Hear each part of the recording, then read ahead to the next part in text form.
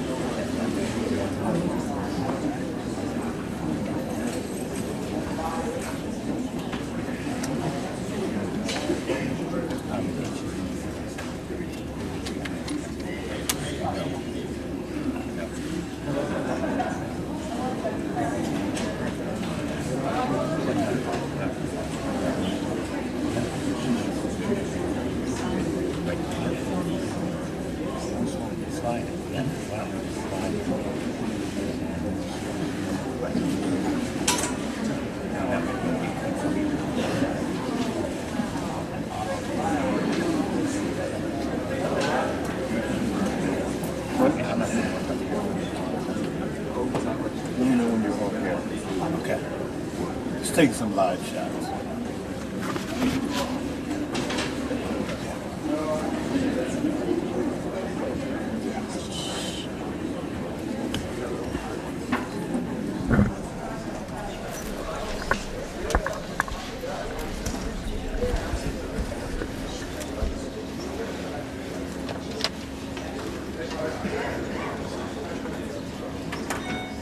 I gotta move the glass. Move your monitor, please.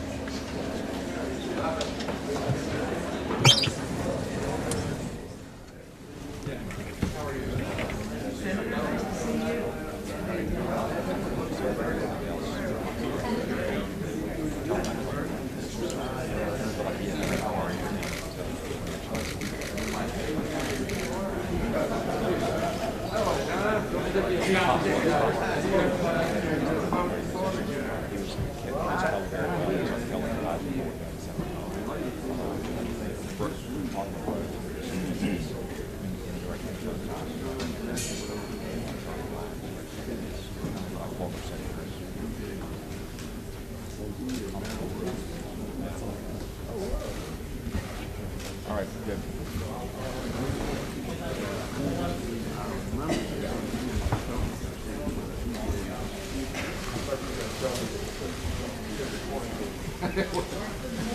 I still go through the airport every day. Hey, how are you? Thanks for being here. Oh, glad to. I thought anything I could do to win. Little white partnership to see how far they go. Well, who knows? Maybe it'll make a comeback. We enjoyed having you up in New York. Yeah, that was nice. Running everything in our control, man. Great. Tom, how are you? Good. Bye.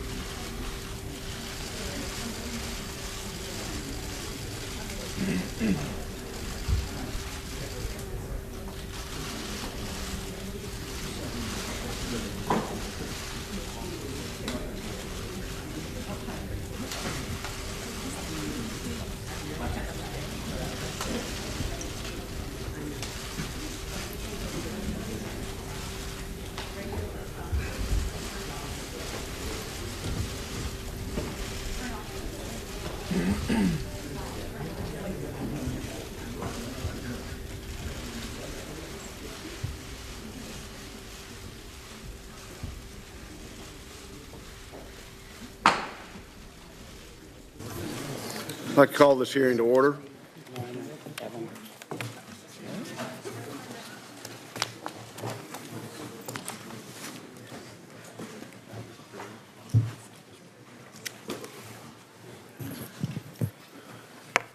I'd like to say at the beginning of this hearing, it is the tradition of this committee to have nominees in front of us in open and closed session.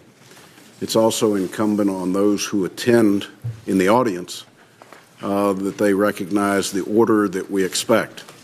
The chair would announce now, I will not be lenient. If there are outbursts, you will be cleared from the room and it will be done immediately. So for the benefits of members and for the benefit of our witnesses, if you're going to do it fast, do it early, and be gone. I'd like to welcome our witnesses today. Our witness, Acting Director of the Central Intelligence Agency, Ms. Gina Haspel. Gina, congratulations on your nomination. Our goal in conducting this hearing is to enable the committee to begin consideration of Ms. Haspel's qualifications and to allow for thoughtful deliberation by all members. She's already provided substantive written responses to more than 100 questions presented by the committee and its members. Today, of course, members will be able to ask additional questions and to hear from Ms. Haspel in open and closed session. Gina, you've been asked to lead what I believe is one of our most treasured assets in this nation during a period of profound change. The Central Intelligence Agency is one of the principal members of the United States intelligence community and is tasked with collecting foreign intelligence through human sources and by appropriate other means. The CIA operates in the shadows. Its officers are often undercover and sometimes work in hostile and austere environments. It's not simply a job for many, but it's a lifestyle, one that you have lived honorably for more than 30 years.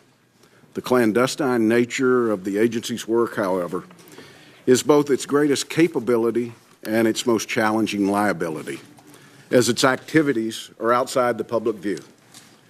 We address that liability by calling upon the President to nominate individuals with unwavering integrity, and the Senate approves only those who we are assured will lead this organization lawfully, ethically, and morally. Gina Haspel was born in Kentucky, the oldest of 5 children, where she returned after attending high school in England. She originally told her father, who served in the United States Air Force, that she wanted to attend West Point, only to be gently reminded that West Point at the time did not admit women. That didn't dilute her sense of service, and after graduating from the University of Kentucky, Gina went on to work as a contractor with the 10th Special Forces Group. It was in Fort Devon that Gina learned about the CIA, a place where she could serve along with other women doing clandestine work around the world. Since her departure in 1985, Gina's developed an extensive overseas experience and served as chief of station in many locations. In Washington, she's held numerous senior leadership positions, including Deputy Director of National Clandestine Services. Gina, I've reviewed the material provided by you and have spoken to you personally many times. I believe your intellectual rigor, your honorable service, and outstanding judgment make you a natural fit to lead the CIA.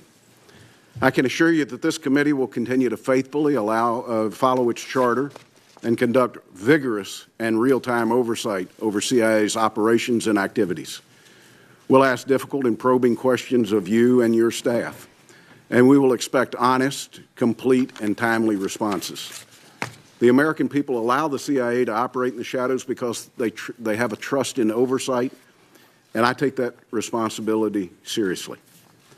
Now, some may seek to turn this nomination into a trial about a long-shuttered program.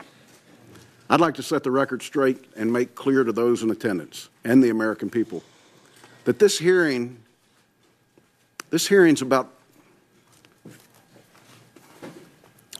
not about programs already addressed by executive order, legislation, and the court of law. It's about the woman seated in front of us. Gina, I've reviewed your records closely. I've read your detailed and thoughtful answer to the committee's pre-hearing questions, and I've spoken with you many times over the years. You are, without a doubt, the most qualified person the President could have chosen to lead the CIA and the most prepared nominee in its 70-year history. You have acted morally, ethically, and legally over a distinguished 30-plus year career. You have operated under authority signed and granted by the President of the United States at the direction of the Director of the Central Intelligence Agency and according to the legal guidance provided by the Attorney General of the United States. Those who have issues with programs or operations conducted years ago should address those concerns and their questions to former presidents, former directors, and former attorney generals. This hearing is about how you'll lead the Central Intelligence Agency into the future, not how you faithfully executed missions in the past.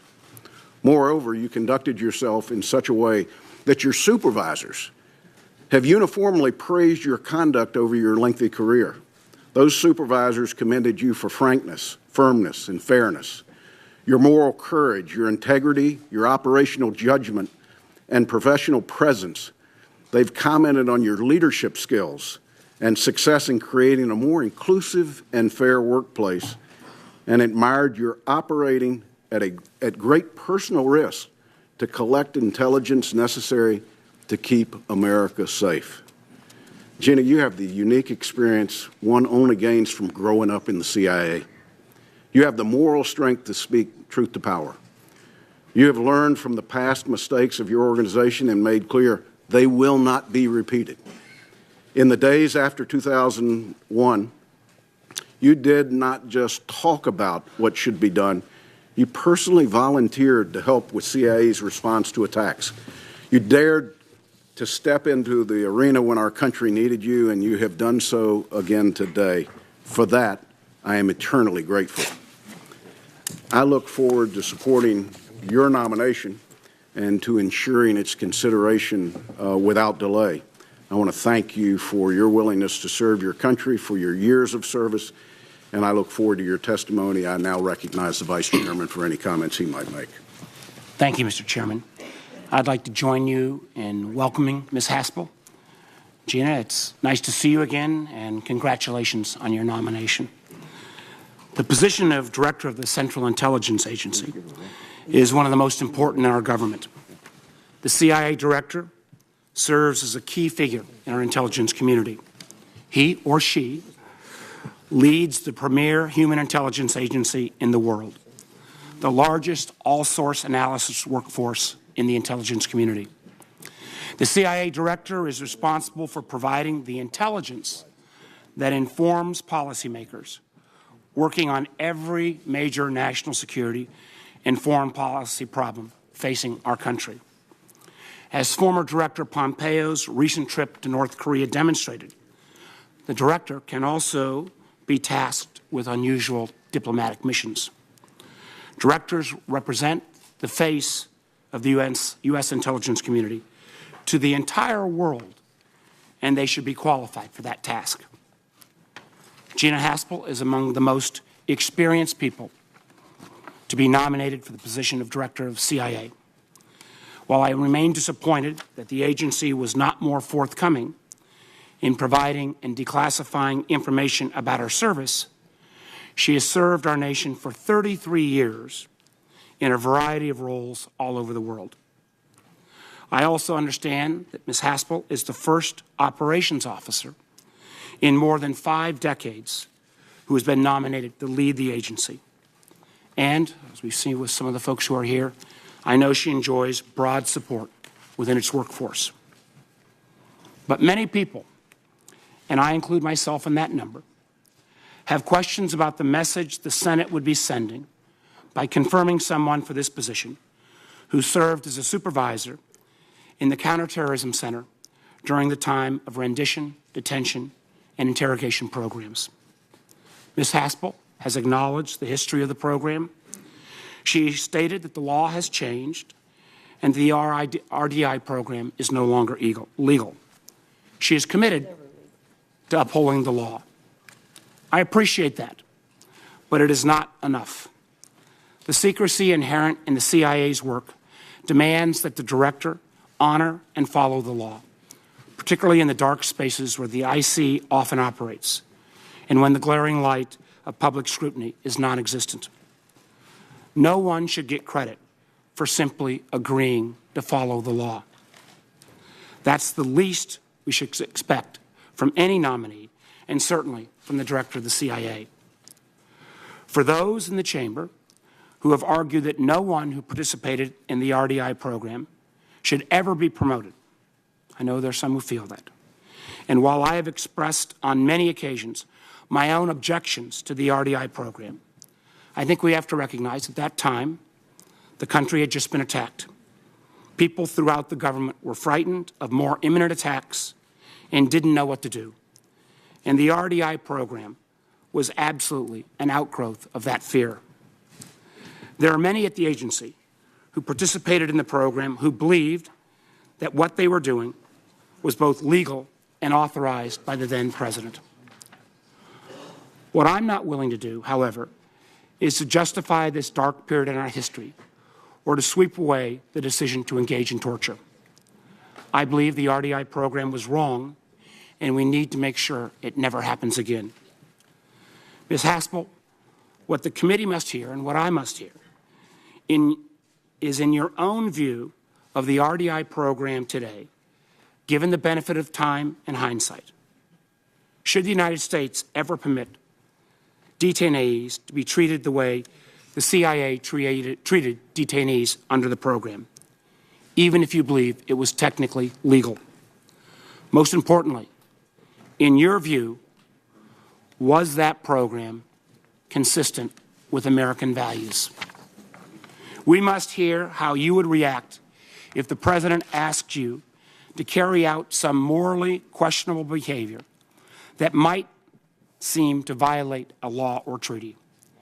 How will you respond if a secret DOJ opinion authorizes such behavior and gives you a, quote, get-out-of-jail-free card? On that day, if ordered to take such actions that are inconsistent with American values, will you say yes and follow the orders?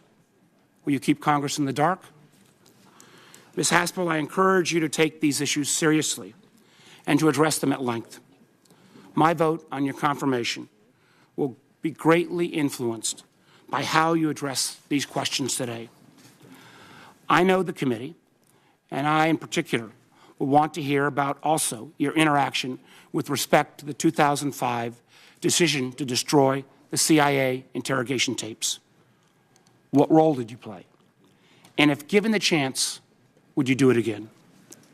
In the same vein, I would like to know your views from that time on about informing congressional leadership. Given the necessary secrecy of the agency's activities, it is fundamental to our system of checks and balances that you be extremely forthcoming with this committee, with the chairman and with me as vice chairman. I expect you to look for reasons to read us in rather than looking for excuses to keep us out of the loop. Ms. Haspel, you should consider carefully how you might deal with morally questionable requests in the future. If confirmed, you will face a White House, and frankly, in my belief, a president who does not always seem interested in hearing, much less speaking, the truth. The president seems incapable or unwilling to accept the facts that might contradict his views or his policy preferences.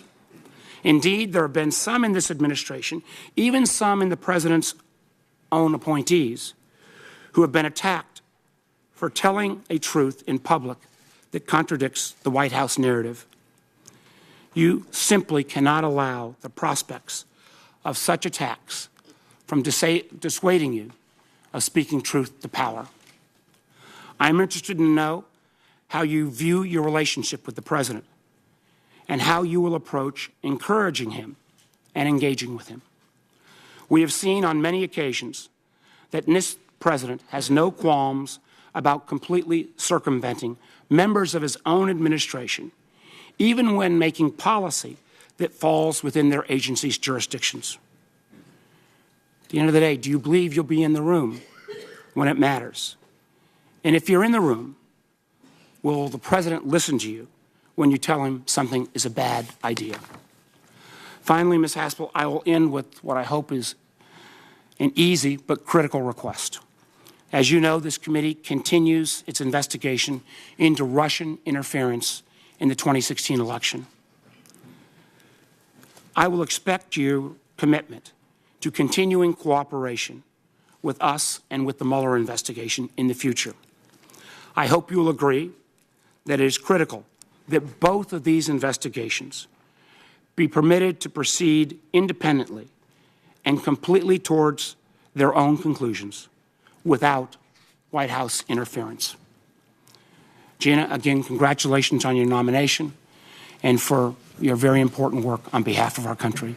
Thank you, Mr. Chairman. I yield back. I thank the Vice Chairman. It's now an honor to recognize two of our former colleagues. Welcome to each of you, and I will recognize Senator Chambliss and then Senator Bayh for their introductions. Senator Chambliss. Thank you, Mr. Chairman, and to you, Vice Chairman Warner, distinguished members of the committee. It's an honor for me to be here with you today, along with my dear friend and former colleague, Senator Bayh, and also with our mutual friend, Gina Haspel, obviously President Trump's nominee to be the leader at the CIA. It's hard to believe it's been a little over 3 years since I sat on your side of the dais, and while I miss my personal relationship with each one of you, I do not miss the daily decisions that you're having to make, but thank goodness all of you are here to do that. I've known and admired Gina Haspel for many years. In fact, I met her as a member of this committee, and no doubt traveling to one of the many garden spots that CIA officers have been deployed around the globe. Gina is a consummate intelligence professional who is unwaveringly honest and objective, which is exactly the type of person we need leading the men and women of the CIA today. The world in which we live gets more complex each and every day. Today we're fighting terrorism on several different continents. Major world powers like China and Russia are becoming increasingly more aggressive. The threats from rogue regimes, cyber attacks, and weapons of mass destruction are increasing. All the while, the international cooperation and stability continue to deteriorate. The world in which we live needs experience at the helm of the CIA. Gina Haspel joined the CIA during the Cold War and has played a part in keeping our country safe ever since. She has served with distinction for over 30 years, working at almost every level of the National Clandestine Service.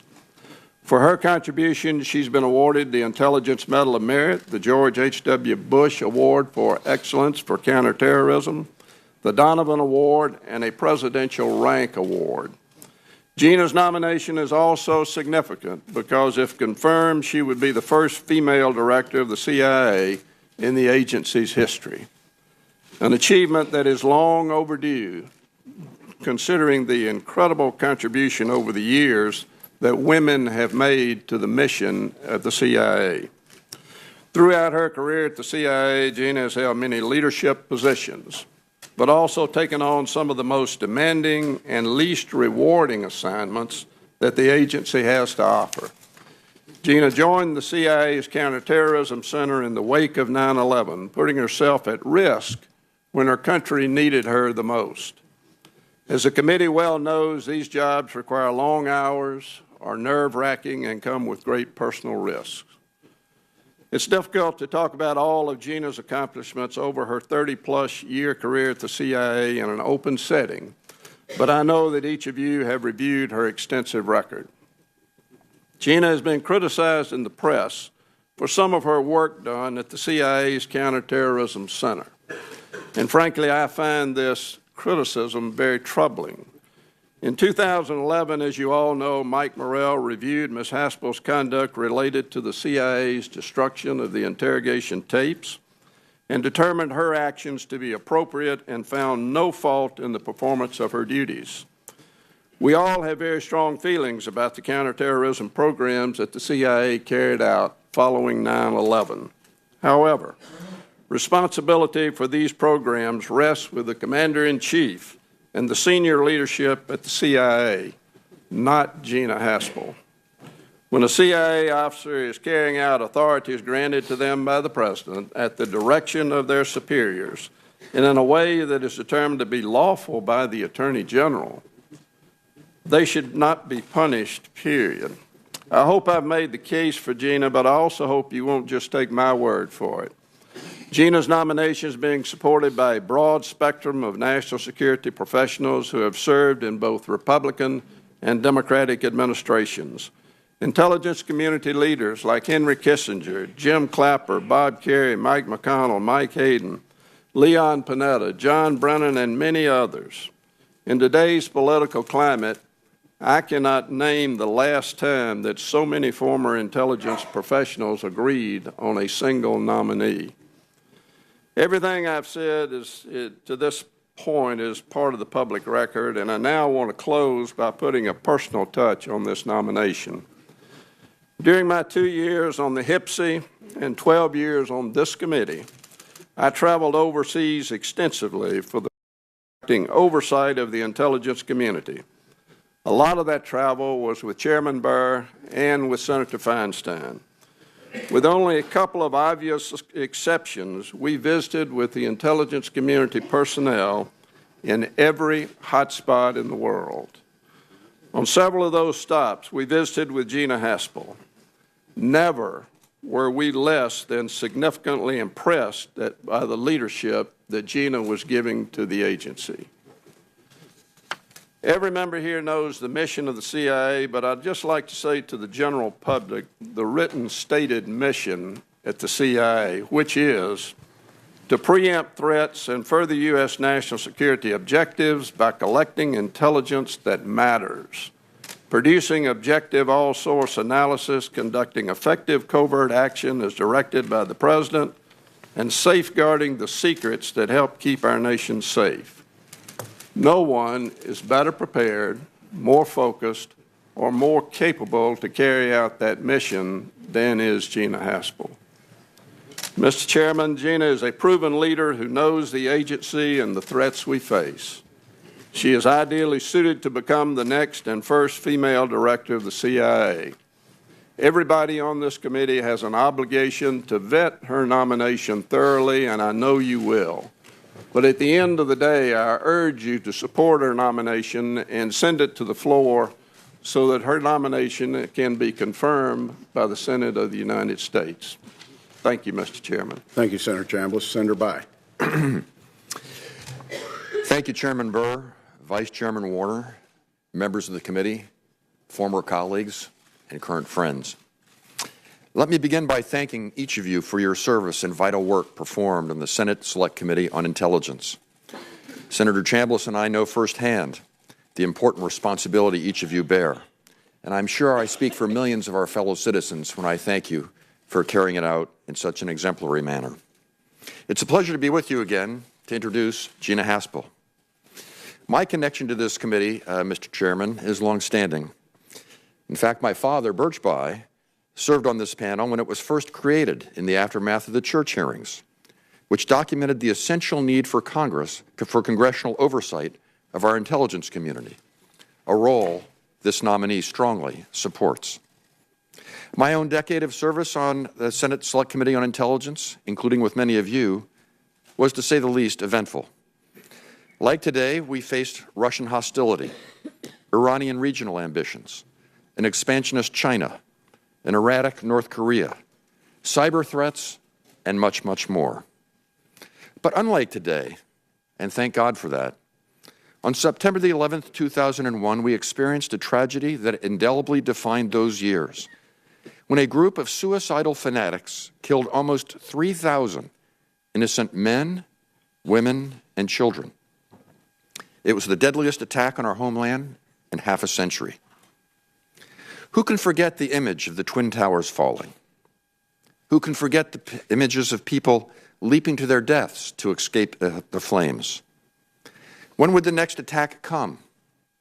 How many more Americans would die? Throughout it all, this committee was an oasis of bipartisanship.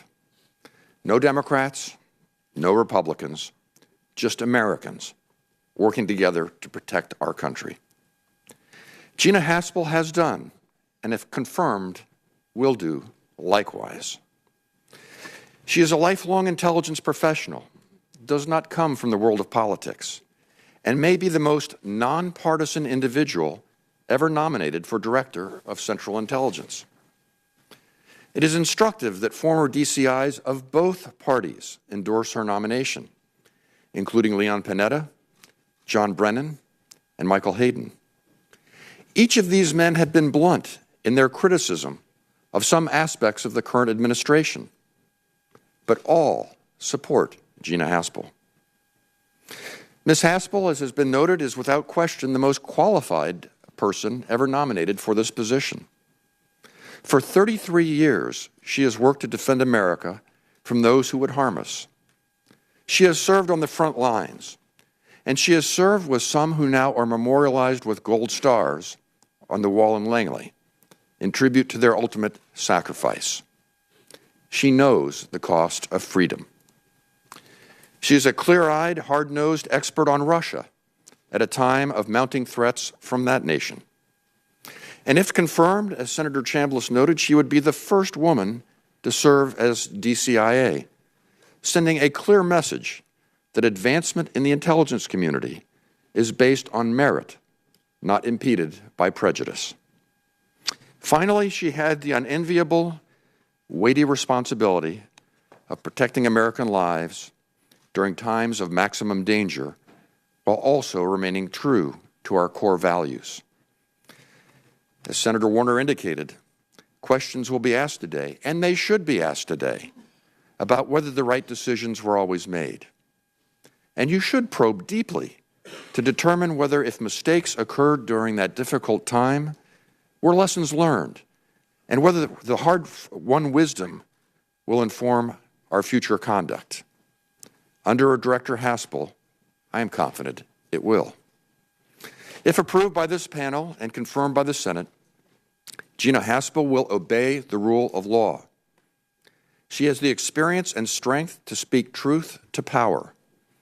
She's devoted to protecting Americans from those who would harm us, and doing so consistent with our fundamental values, because she knows that it is those ideals that are our ultimate source of strength, and those principles that make America the exceptional nation she has sworn to defend.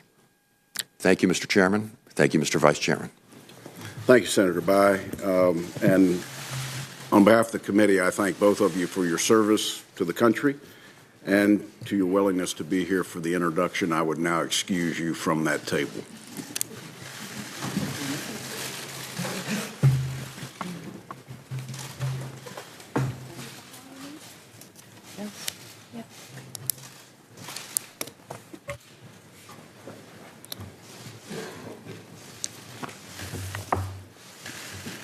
Ms. Haspel, I'd ask you to stand and raise your right hand. Do you solemnly swear to give the committee the truth, the full truth, and nothing but the truth, so help you God? I do. Thank you. Please be seated. Ms. Haspel, before we move to your statement, I'll ask you to answer 5 standard questions the committee poses to each nominee who appears before us. They just require a simple yes or no answer for the record. 1, do you agree to appear before the committee here or in any other venue when invited? I do. 2, if confirmed, do you agree to send officials from your office to appear before the committee and designated staff when invited? I do. 3, do you agree to provide documents or any other materials requested by the committee in order to carry out its oversight and legislative responsibilities? I do. 4, will you both ensure that your office and your staff provide such materials to the committee when requested? I will. And 5, do you agree to inform and fully brief to the fullest extent possible all members of the Committee of Intelligence Activities and Covert Action rather than only the chair and the vice chairman? I do. Thank you very much. We'll now proceed to your opening statement. Ms. Haspel, the floor is yours. Thank you, Mr. Chairman.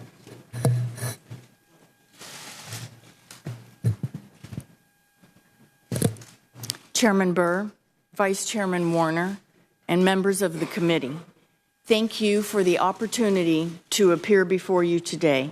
I want to thank Senators Chambliss and Bayh for the kind words and support.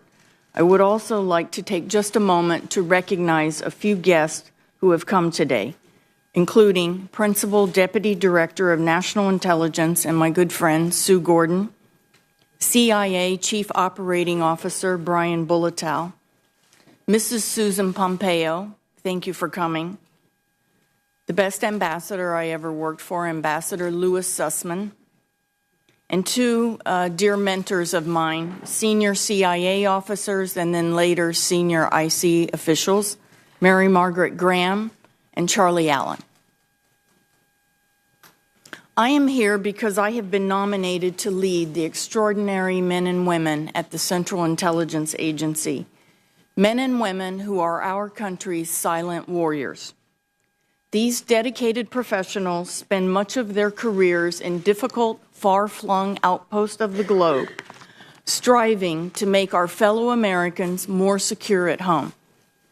It has been the privilege of my professional life to be one of those CIA officers. Now, I have been asked by President Trump to lead this workforce and to continue the work that Mike Pompeo and I began a little more than a year ago, ensuring that CIA is postured to meet the complex challenges our nation faces.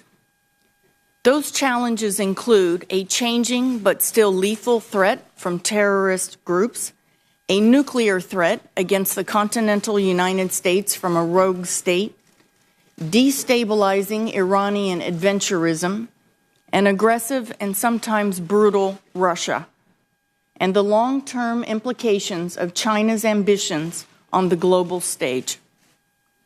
While these challenges are daunting and offer few easy answers, I am confident the United States and the American people have the resolve to meet them head-on.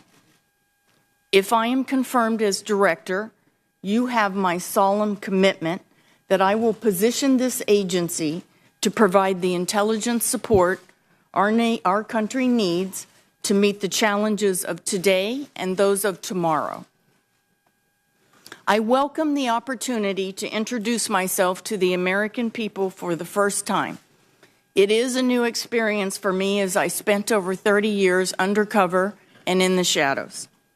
I don't have any social media accounts, but otherwise I think you will find me to be a typical middle-class American, one with a strong sense of right and wrong, and one who loves this country. I was born in Kentucky, and while my family has deep roots there, I was an Air Force brat, and we followed my father to postings all over the world. My childhood overseas instilled in me a deep love for foreign languages and cultures, but also a deep understanding of the vital role of American leadership in combating aggression abroad. I joined CIA in 1985 as a case officer in the clandestine service. From my first days in training, I had a knack for the nuts and bolts of my profession. I excelled in finding and acquiring secret information that I obtained in brush passes, dead drops, or in meetings in dusty alleys of third world capitals. I recall very well my first meeting with a foreign agent. It was on a dark, moonless night with an agent I'd never met before. When I picked him up, he passed me the intelligence, and I passed him an extra $500 for the men he led. It was the beginning of an adventure I had only dreamed of. The men who ran CIA in those days leaned forward in giving me the right opportunities to succeed or fail. When a very tough, old-school leader announced that I was his pick to be chief of station in a small but important frontier post, a few competitors complained to me directly. Why would they send you? I owe that leader much for believing in me at a time when few women were given these opportunities. While I could have done without some of the long nights sleeping on the floor of my station, I was proud of the work we did there, including the successful capture of 2 major terrorists in the wake of the Africa embassy bombings, a counterproliferation operation that went our way, and the dismantlement of a local terrorist cell. Altogether, I have served 7 tours in the field, 4 as chief of station, including hardship assignments in distant posts, and more recently in the capital of a major U.S. ally. By any standard, my life at the agency, and it has been my life, has exceeded all of my expectations, from that January day when I first took the oath to today. There were few senior women leading at CIA in those days, and we are stronger now as an organization because that picture is changing. I did my part quietly and through hard work to break down some of those barriers. And I was proud to be the first woman to serve as the number 2 in the clandestine service.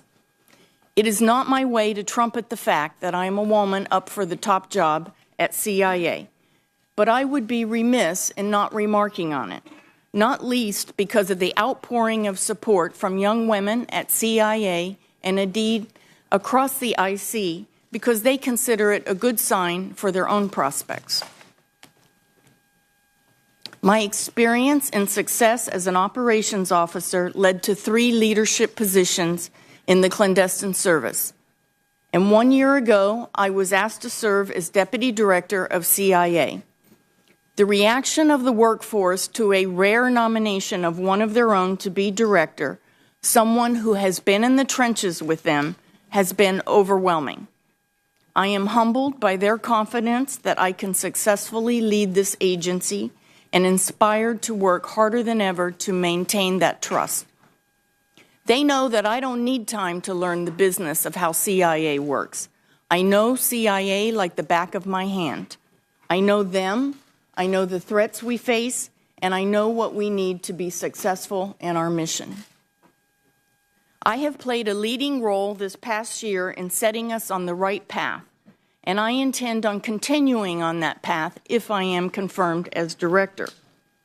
Our strategy starts with strengthening our core business, collecting intelligence that helps policymakers protect our country and advance American interests across the globe. It includes raising our investment against the most difficult intelligence gaps, putting more officers in the foreign field where our adversaries are, and emphasizing foreign language excellence. And finally, it involves investing in our partnerships, both within the U.S. government and around the globe. We must do everything we can to follow through on these investments and to make CIA as effective as it can possibly be, because the American people deserve no less than CIA's best effort. This is especially true when it comes to confronting threats from North Korea, Iran, Russia, and China. Today, CIA officers are deployed across the globe, sometimes at significant personal risk, collecting critical human and technical intelligence. I have spent my entire career driving operations, and if confirmed, I will be able to leverage that experience beginning on day 1. I knew that accepting the President's nomination would raise questions about CIA classified activities in my career at the agency. I also understand that it is important for the American people to get to know me so they are able to judge my fitness for this position. So over the last few weeks, we have leaned forward to make more information about my record public. We have also shared details on every aspect of my career through classified channels with this committee as well as with the rest of the Senate. I think it is important to recall the context of those challenging times immediately following 9/11. For me, I had just returned to Washington from an overseas posting, and I reported for duty on the morning of 9/11. I knew in my gut when I saw the video of the first plane hitting the tower in Manhattan that it was bin Laden. I got up and I walked over to the Counterterrorism Center as the CIA compound was evacuated, and I volunteered to help. I didn't leave for 3 years. We worked 7 days a week, and I even had friends who postponed weddings and having babies. The men and women of CIA were driven and charged with preventing another attack. The first boots on the ground in Afghanistan were my colleagues. The first casualty in Afghanistan was a CIA officer and colleague. And it was CIA who identified and captured the mastermind of 9/11 in a brilliant operation. I am proud of our work during that time, The hard lessons we learned from that experience inform my leadership of CIA today. In light of my counterterrorism experience, I understand that what many people want to know about are my views on CIA's former detention and interrogation program. I have views on this issue, and I want to be clear.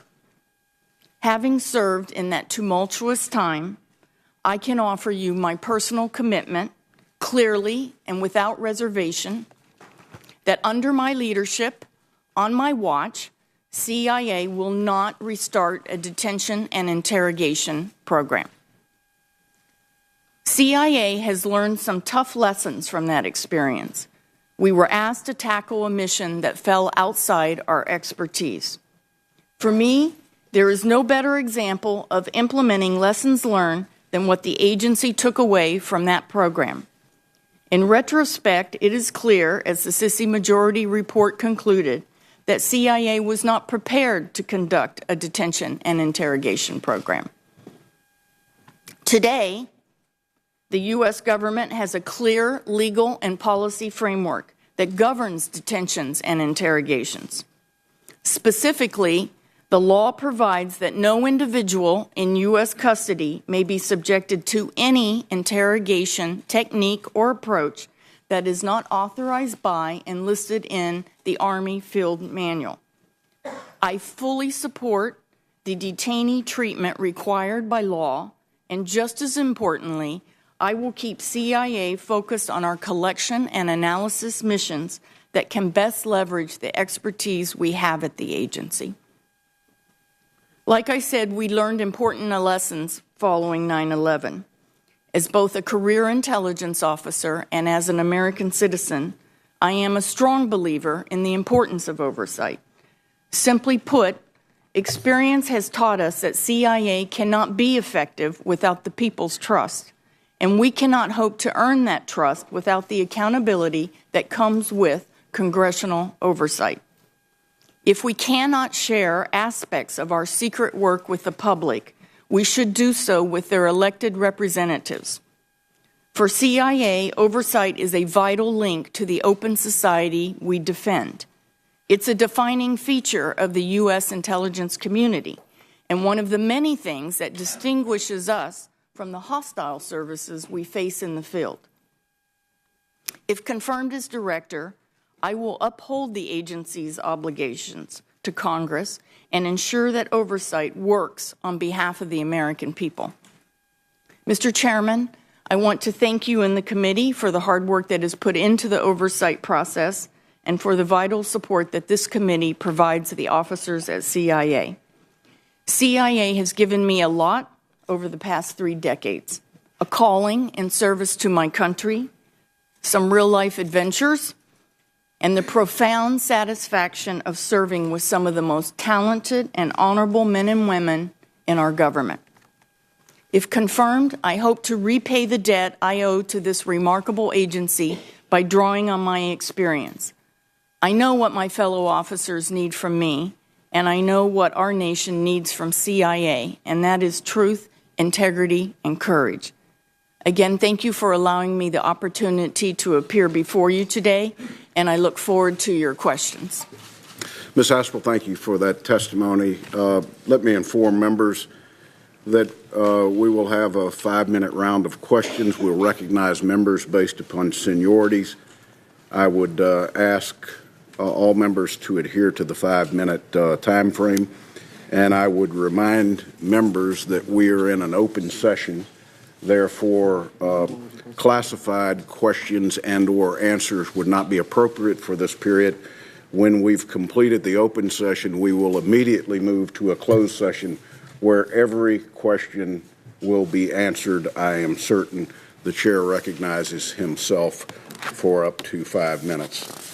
Ms. Haspel, let's just dig right into it.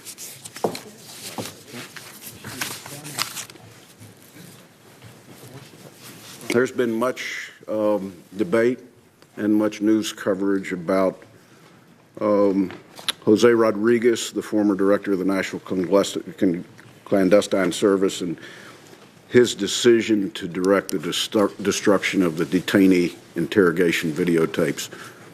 Can you describe for members your role in those events? Senator, yes, I can. In 2005, I believe it was fall of 2005, I was Chief of Staff to the Deputy Director for Operations, that is head of the clandestine service. The tape issue had lingered at CIA for a period of about 3 years. I believe the tapes were made in 2002, and over time there was a great deal of concern about the security risk posed to CIA officers who were depicted on the tapes.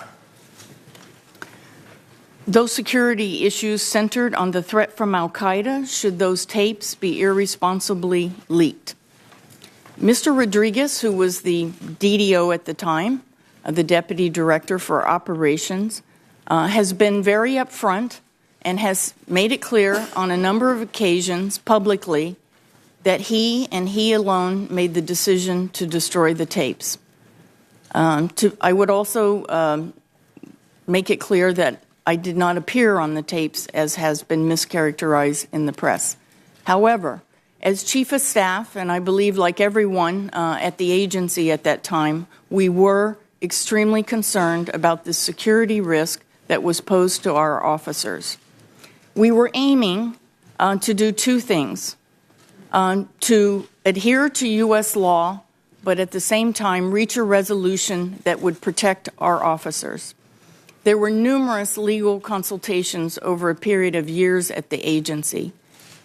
Our lawyers were very consistent in saying to us that there was no legal requirement to retain the tapes, no legal impediment to disposing of the tapes. I'm not a lawyer, but I believe the basis for that judgment was the fact that there was a complete and written, detailed record of the interrogations. And at CIA, the official record is the cable record. We use that for all of our operations. There were 2 reviews done of the tapes to compare them to the written record. One of those was undertaken by the Office of General Counsel. The second was undertaken by the Office of the Inspector General. In both cases, they found that the written record was detailed, accurate, and complete. So the consistent legal advice, it never changed, was that there was no legal requirement to retain the tapes. But there were some policy objections to disposing of the tapes. So our job in the Office of the Deputy Director for Operations was to arrange consultations with senior leaders at the agency. At the time the tapes were destroyed, Mr. Rodriguez asked me to prepare a cable because he was going to have another conversation with then director of the agency to talk about this issue again. I did so. A couple of days later, he released the order he believed on his own authority. He took the decision himself, and he said it was based on his own authority. I asked him if he had had the consultation with the director at the time, as planned, and he said he decided to take the decision on his own authority. There were 3 investigations, 3 looks at the tapes, inquiries that I know about. One was undertaken by HPSI, the House Oversight Committee.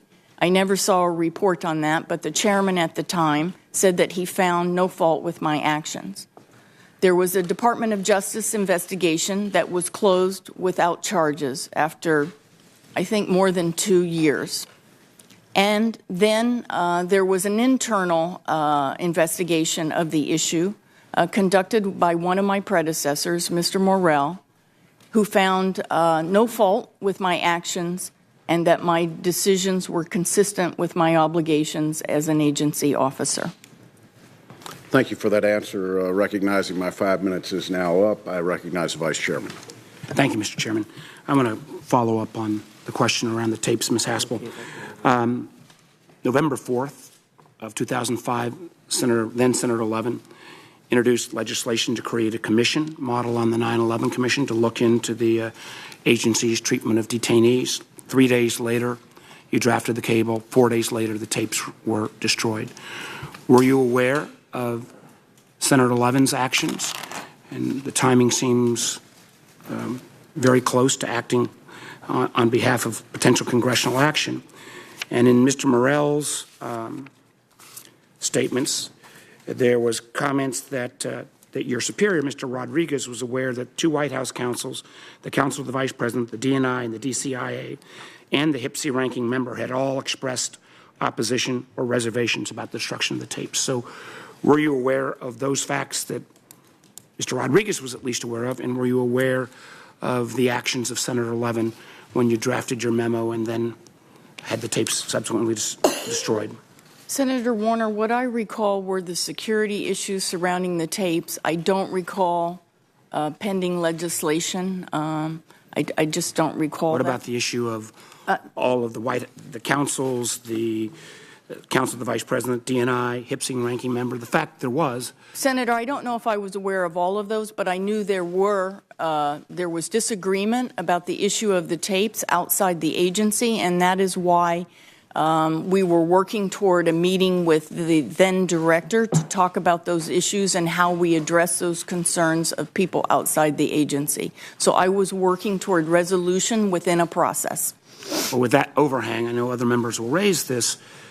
The timing seems, I hope I can get some more clarity on the timing. I want to make sure I take my time, though. And I heard your statement about the fact that if you're confirmed, there will never be an interrogation program under your leadership, and you address the issue of the fact that it is against the law. Question I have, with the benefit of hindsight, do you believe the program, in terms of the interrogation program, was consistent with American values? Senator, as we sit here today, and with some distance between us and the events of 9/11, the Congress and indeed our nation have had an opportunity to have a debate about the interrogation standards we want to use as the United States of America. We have decided to hold ourselves to a stricter moral standard for DOD that is defined in the Army Field Manual. I support the United States holding itself to that stricter moral standard, and I support the Army Field Manual. But Ms. Haspel, that is answering on a legalistic. We're asking you to take on a position. I understand with RDI you were downstream, not part of the policy making. But if you're entrusted with this responsibility, I need to at least get a sense of what your moral code says about those kind of actions, because there is the potential that this president could ask you to do something. He obviously believes in these procedures, but even if he asks you to do something that is not directly related to detention and interrogation, but if he asks you to do something that you believe is morally questionable, even if there is an OLC opinion that in effect gives you a get-out-of-jail-free card, what will you do in that action when you are the director of the CIA? Senator, my father's watching today. He served 33 years in the Air Force. My parents gave me a very strong moral compass. I support the higher moral standard that this country has decided to hold itself to. I would never, ever take CIA back to an interrogation program. First of all, CIA follows the law. We followed the law then. We follow the law today. I support the law. I wouldn't support a change in the law, but I'll tell you this. I would not put CIA officers at risk by asking them to undertake risky, controversial activity again. Ms. Haspel, my question is this. On a going forward basis, if this president asks you to do something that you find morally objectionable, even if there is an OLC opinion, what will you do? Will you carry that out, that option, that order, or not? I mean, we're entrusting you in a very different position if you're confirmed. I just need to know what your response to that would be. Senator, my moral compass is strong. I would not allow CIA to undertake activity that I thought was immoral, even if it was technically legal. I would absolutely not permit it. So you would not follow the order if you felt it was No. I believe that CIA must undertake activities that are consistent with American values. America is looked at all over the world as an example to everyone else in the world, and we have to uphold that, and CIA is included in that. Thank you, Mr. Chairman. Senator Risch. Thank you very much, Mr. Chairman. Ms. Haspel, thank you for undertaking this, and thank you for your many years of service with the CIA. From my colleagues, I'm going to tell you right at the outset, I'm going to support this nomination. I don't take that lightly. I've had the opportunity to review all the materials that have been provided, but more importantly than that, I've known Ms. Haspel for the 10 years I've been on this committee and had the opportunity to work with her over those years, and even visit you out in the field when you were at the garden spots that I remember. Right. In any event, I have, for my colleagues, I can report to you that during this time, I have always found Ms. Haspel to be open, to be forthcoming, and to be truthful. And that is incredibly important as we exercise the things that we have to do as far as authorizing, as far as financing, and as far as oversight of what this really, really important work is that the CIA does. So for that, Ms. Haspel, you will be rewarded with my vote, and I feel very comfortable about that, and I sincerely appreciate your openness as we've met over the years, and I've had the opportunity to ask you about the things that I needed to know as I discharge my obligations. I'm also persuaded greatly by the former directors, both Republicans and Democrats, who are enthusiastically supporting your appointment to this. I think that is very important.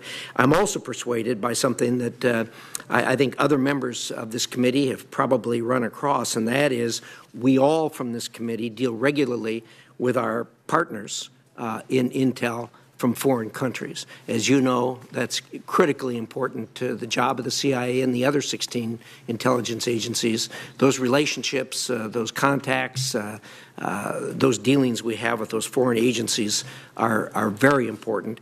And I have to tell you that uniformly, people who I have discussed your taking on this job have been very enthusiastic about it, and they know you, they trust you, and the trust of this agency is so important when we deal with the Five Eyes or amongst the Five Eyes or with other intelligence partners. So thank you for that. Also, I deal with a lot of the employees at CIA.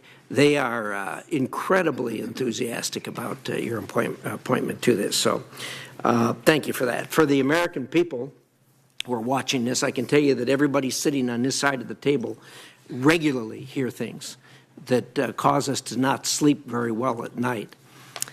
As the head of this agency, I can tell you I will sleep better at night knowing you're directing these efforts. So thank you for that. Thank you for undertaking what you are undertaking. I know that you have thought about this carefully. If the press reports are right, you've been up and down a little bit on this, but the American people will be very grateful for your service. Let me ask a question as we close here. You know, over the 10 years, I came here just as the investigation on the interrogation thing was starting, and I participated, other members of the committee here participated in that.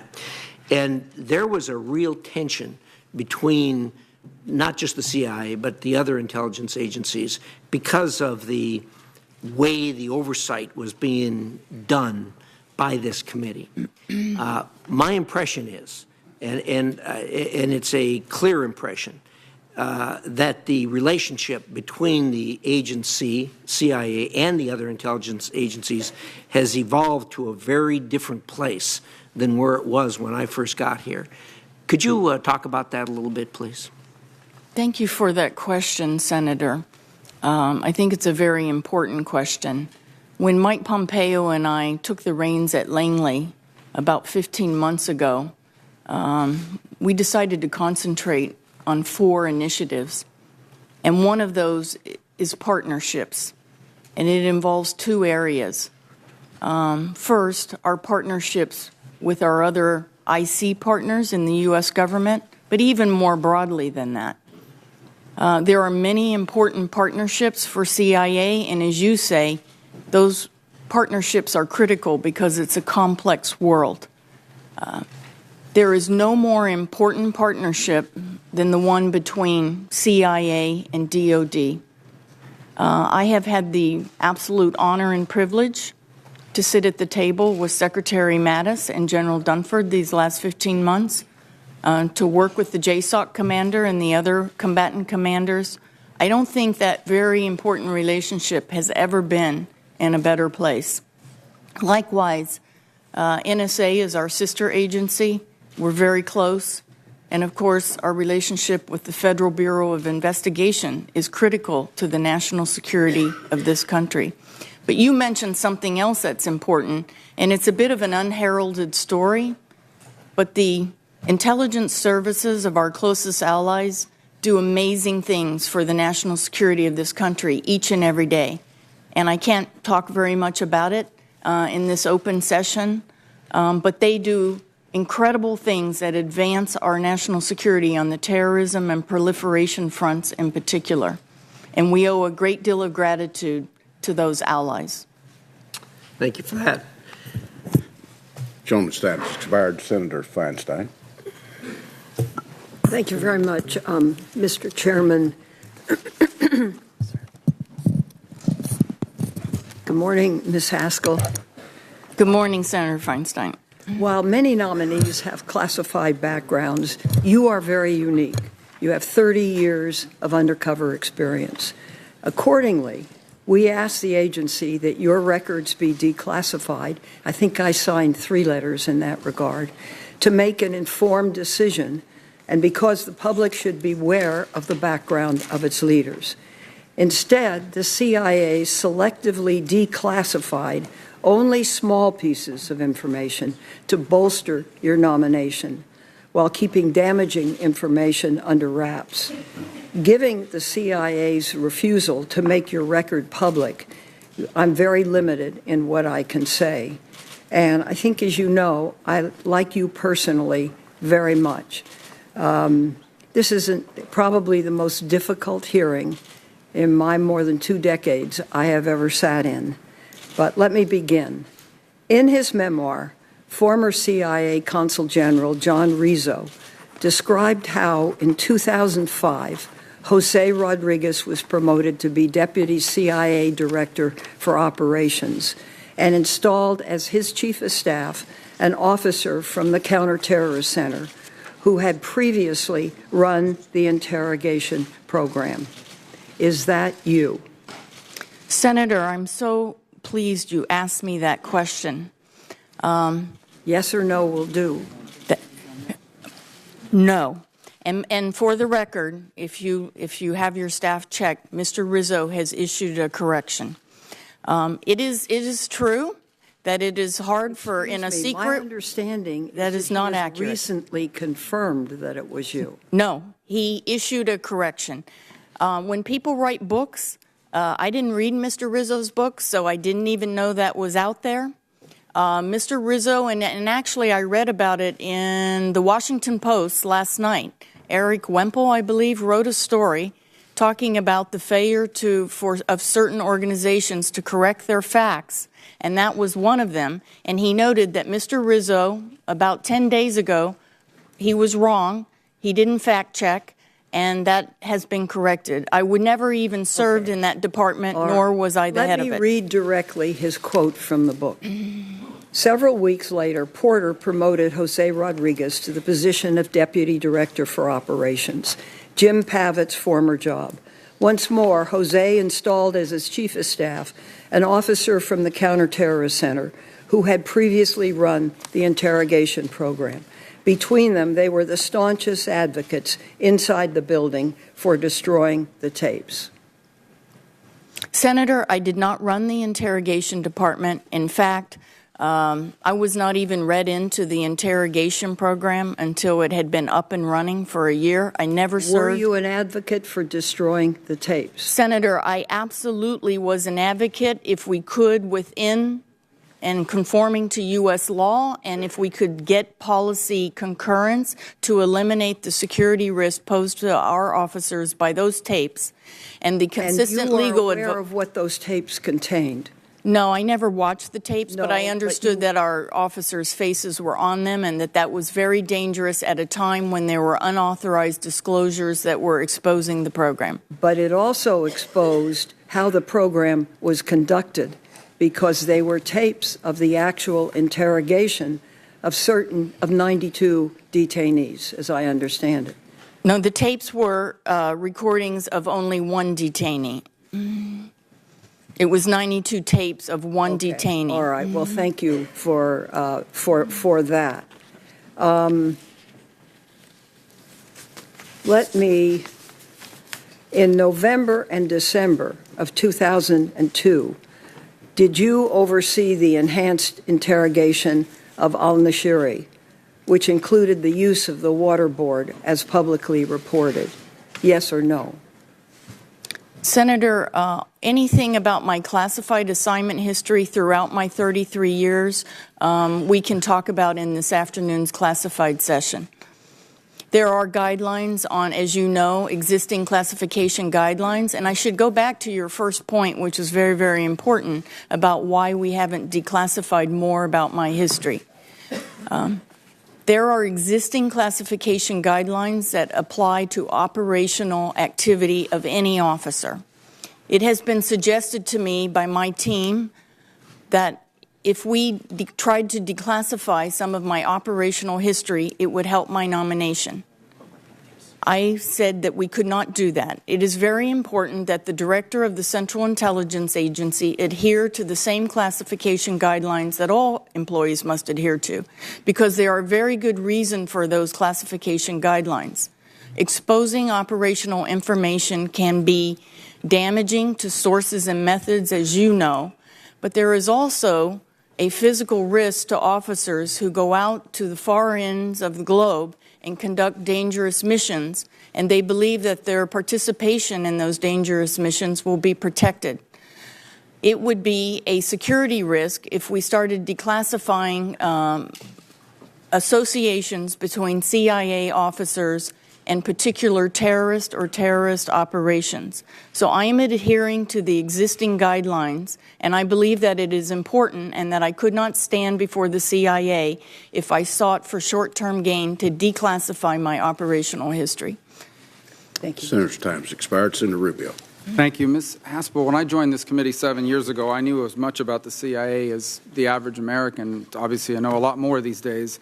Yes. And much of it can't be shared, but there's two things that I can. The first is that it's very easy to sit back and criticize the work of the agency with the benefit of hindsight. And the second is that the agency is made up of some of the smartest, most talented professionals that I have ever encountered in any field in my time in public service or beyond. These are men and women that could be making a lot of money in the private sector, but instead they've chosen to serve our country, many in the shadows, many at the risk of their own lives, all to keep us safe. By the way, they sacrificed this money, this time with their family, this normal life in many cases, in defense of the freedoms, including the freedoms of the protesters who often smear them and the activists who often slander them.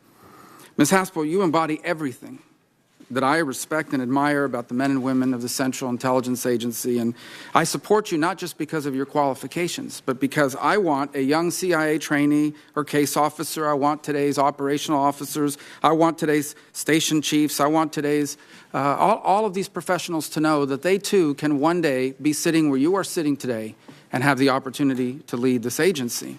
And I would ask, if someone like you, with your history, with your record of service and sacrifice and excellence, if someone like you cannot be confirmed to head this agency, then who can?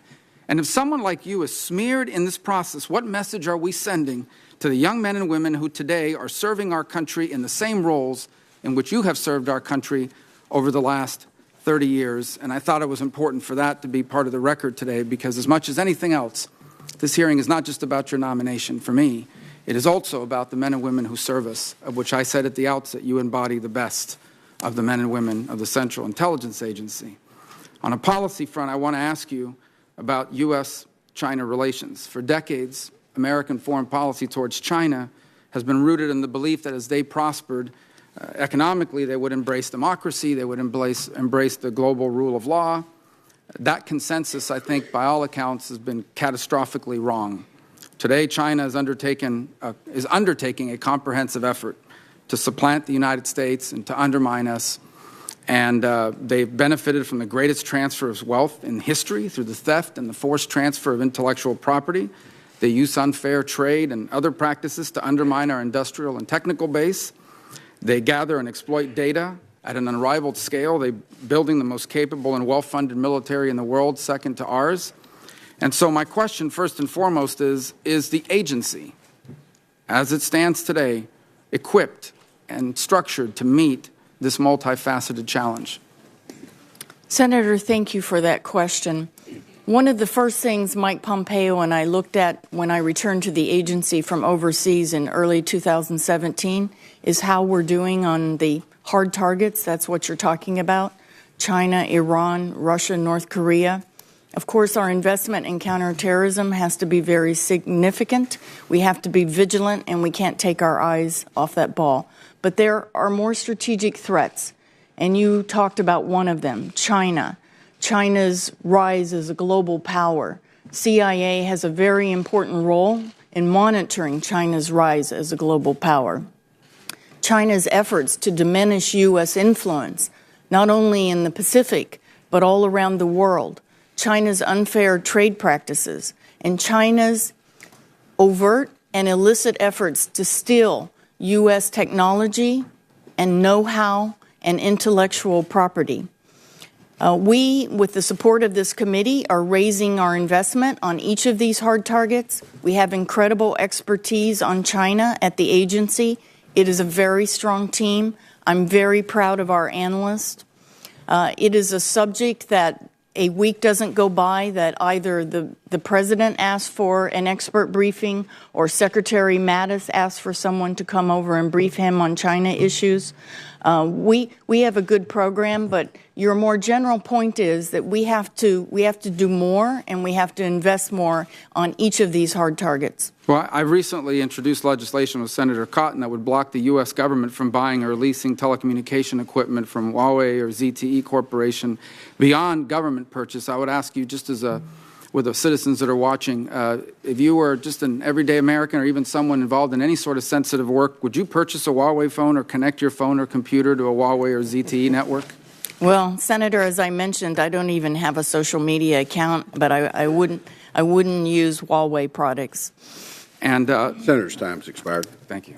Senator Wyden. Thank you, Mr. Chairman. Ms. Haspel, thank you very much for your courtesy in meeting with me yesterday.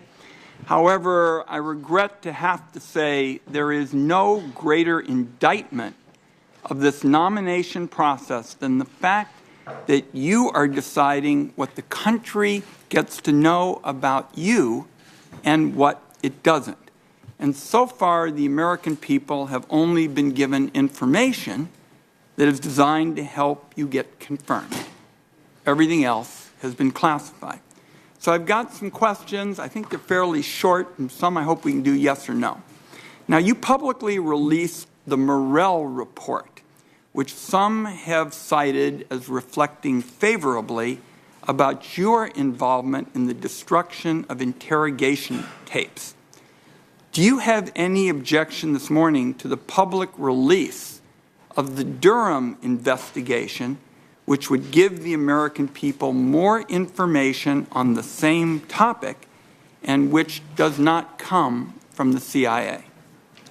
Senator, just to be clear, the request for the declassification of the Morell memo was in response to a member on this committee. I have not read the Durham report, and I don't know the classification, so let me take that for the record, if I may. But do you have any objection? Well, I haven't seen it, so I haven't read it, so I don't know. Well, I'm going to ask you about this in the classified session, but I think in the name of fairness with respect to your role on these issues, this ought to be made public just the way the Morell report was. Now, on Sunday, the Washington Post reported that unnamed officials were pushing back against accusations that you supported torture in one of our biggest papers in the country. Between 2005 and 2007, the program was winding down. The CIA was capturing fewer detainees and waterboarding was no longer approved. During that time, did you ever call for the program to be continued or expanded? Senator, I think like all of us who were in the Counterterrorism Center and working at CIA in those years after 9/11, we all believed in our work. We were committed. We had been charged with making sure the country wasn't attacked again, and we had been informed that the techniques in CIA's program were legal and authorized by the highest legal authority in our country and also the president. So I believe I and my colleagues in the Counterterrorism Center were working as hard as we could with the tools that we were given to make sure that we were successful in our mission. My time is short, and that respectfully is not responsive to the question. That was a period where the agency was capturing fewer detainees, waterboarding was no longer approved, and especially in light of that Washington Post story, I would really like to have on the record whether you ever called for the program to be continued, which it sure sounds to me like your answer suggested. You said, well, we were doing our job, it ought to be continued. That troubles me very much because you were the chief of staff to the deputy director for operations. It's a senior position. So I'm quite troubled by that response. Senator, may I just say that I don't know which Washington Post story you're referring to, but let me say this about myself. After 9/11, I didn't look to go sit on the Swiss desk. I stepped up. I was not on the sidelines. I was on the front lines in the Cold War, and I was on the front lines in the fight against al-Qaeda. I'm very proud of the fact that we captured the perpetrator of 9/11, Khalid Sheikh Mohammed. I think we did extraordinary work. To me, the tragedy is that the controversy surrounding the interrogation program, which as I've already indicated to Senator Warner, I fully understand that, but it has cast a shadow over what has been a major contribution to protecting this country. I respect a number of those points. I just am trying to get some answers here to questions that I think are particularly relevant. According to a press story today about the destruction of the interrogation videotapes, Jose Rodriguez told you in advance that he was going to take matters into his own hands. Did that conversation happen? Senator, no, it did not. Mr. Rodriguez indicated to me that he planned to discuss it with the then Director Goss. Let me see if I can get one last in on it. When did you become aware that the cable authorizing the destruction of the interrogation videotapes had been sent? Senator, as Chief of Staff, it's a desk-bound job, so I was at my desk at least 12 hours every day, and I could see my computer screen. So it was shortly after Mr. Rodriguez, who sat right across the hall from me, had released the cable. I'm over my time. I'll ask some more about this in the classified session. Thank you, Mr. Chairman. Senator Collins. Thank you, Mr. Chairman.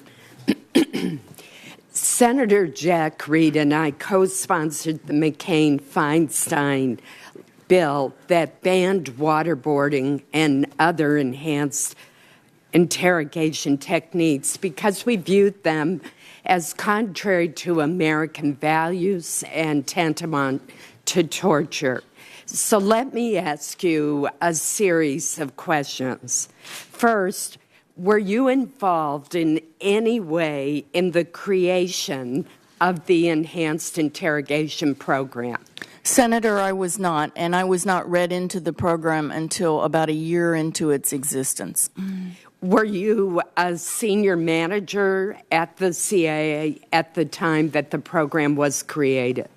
No. I had just returned from an overseas posting. I was a GS-15. I was not yet a member of the Senior Executive Service. I was assigned as a deputy group chief. That's pretty far down the totem pole in a program that had nothing to do with the detention and interrogation program. You said that the program had already been in effect for some time before you were read into it. What was your reaction when you learned of the program? Senator, it was a new subject for me. As I said, we lacked interrogation expertise at the agency. We didn't have interrogators. I was told that interrogation experts had designed the program, that the highest legal authority in the United States had approved it, and that the President of the United States had approved it, as well as a trusted leadership at the Central Intelligence Agency. Have your views of the program evolved in the years following the attacks on our country on 9/11? Senator, they have. I think it's very important. I think for any leader, as you go through a career, you have to learn the leadership lessons. I'm not going to sit here with the benefit of hindsight and judge the very good people who made hard decisions, who were running the agency in very extraordinary circumstances at the time. But as I mentioned, this country has had the opportunity to reflect because we have some space. We're not fearing another attack. And we have deliberated about the standard we want to use in interrogations, and that is the Army Field Manual. The very important thing to know about CIA is we follow the law. We followed the law then, and we follow the law now. But I would never permit CIA to resume an interrogation program. So that's a very good segue into a very important question. As a candidate, President Trump repeatedly expressed his support for waterboarding. In fact, he said we should go beyond waterboarding. So if the CIA has a high-value terrorism suspect in its custody, and the president gave you a direct order to waterboard that suspect, what would you do? Senator, I would advise, I do not believe the president would ask me to do that, but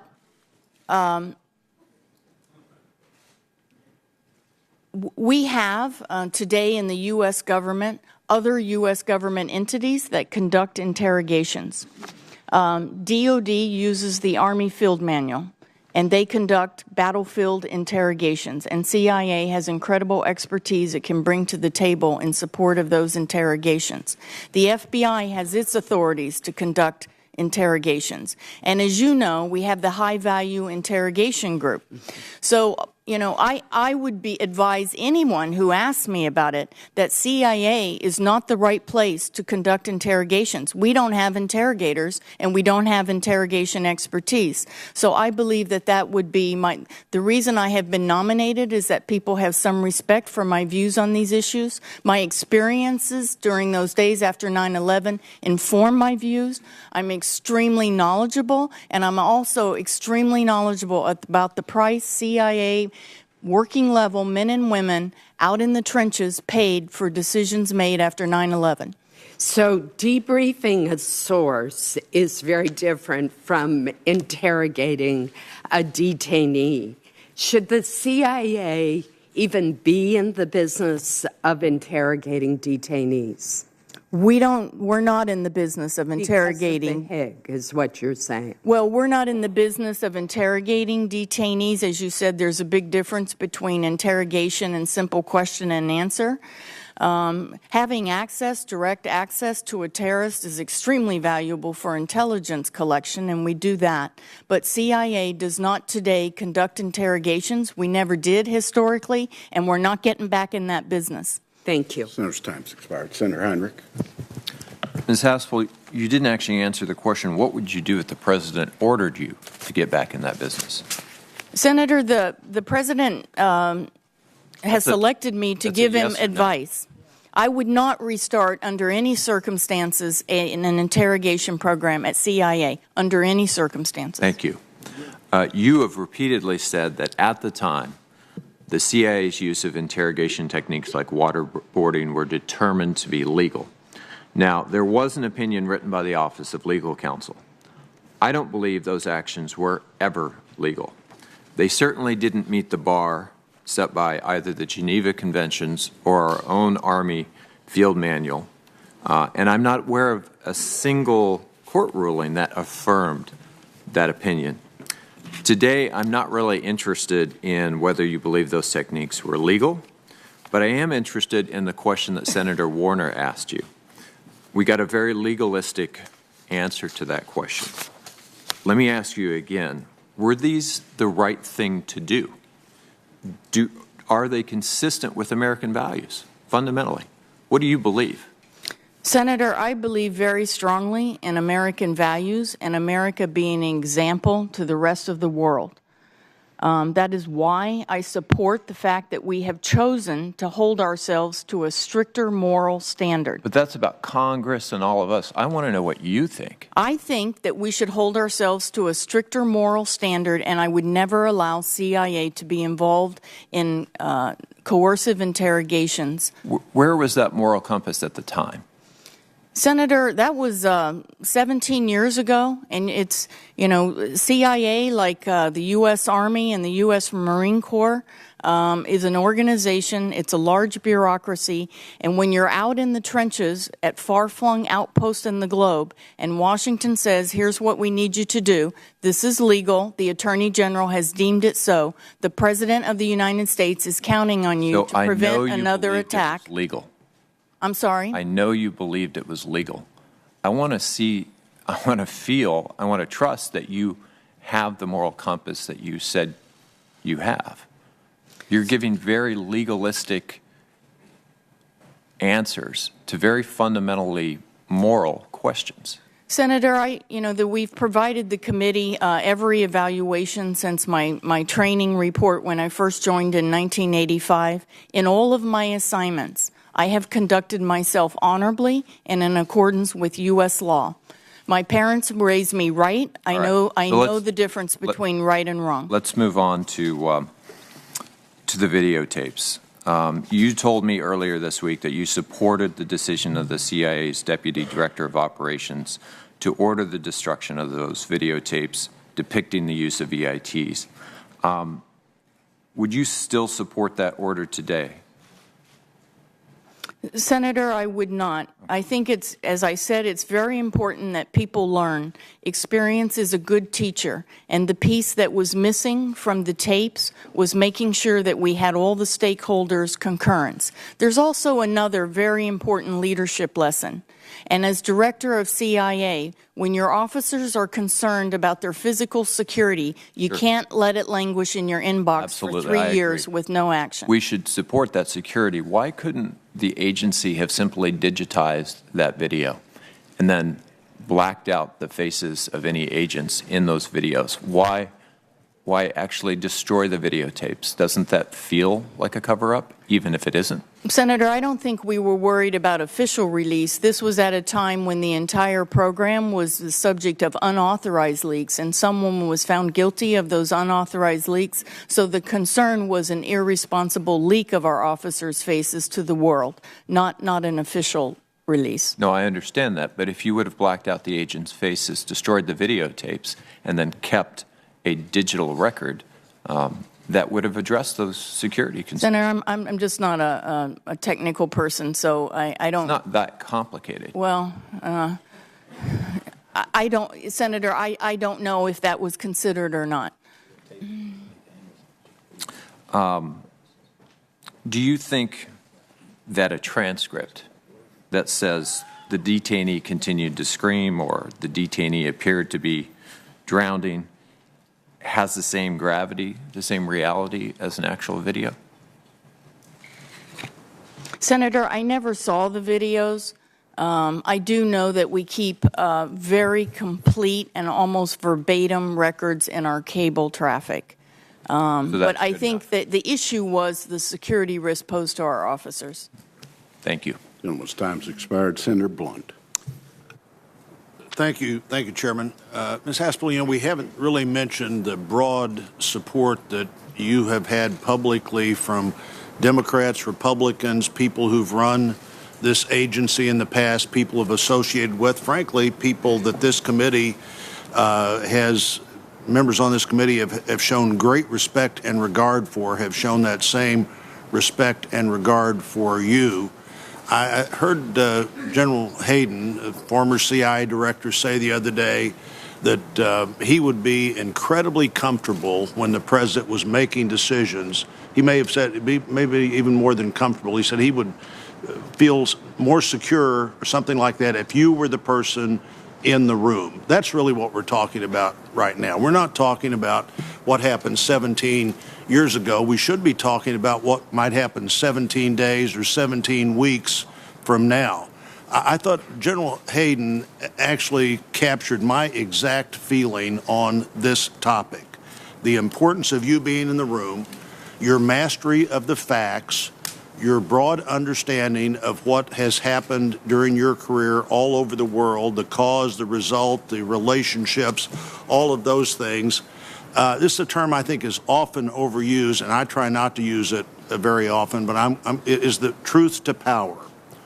You're in the room, you understand the facts. Talk about your sense of obligation to present those facts and to speak truth to power at a moment when it matters. Senator, thank you. Truth to power is one of CIA's most important missions. Like with any new administration, CIA has to demonstrate to the new team what we can bring to the table. I'm incredibly proud, even though I come from the operational side, I'm incredibly proud of the analyst at CIA. That's really our face with policymakers, including the Congress. They do an incredible job on the President's daily brief each day. They do an incredible job on the expert briefings they provide to inform the important decisions our policymakers must consider.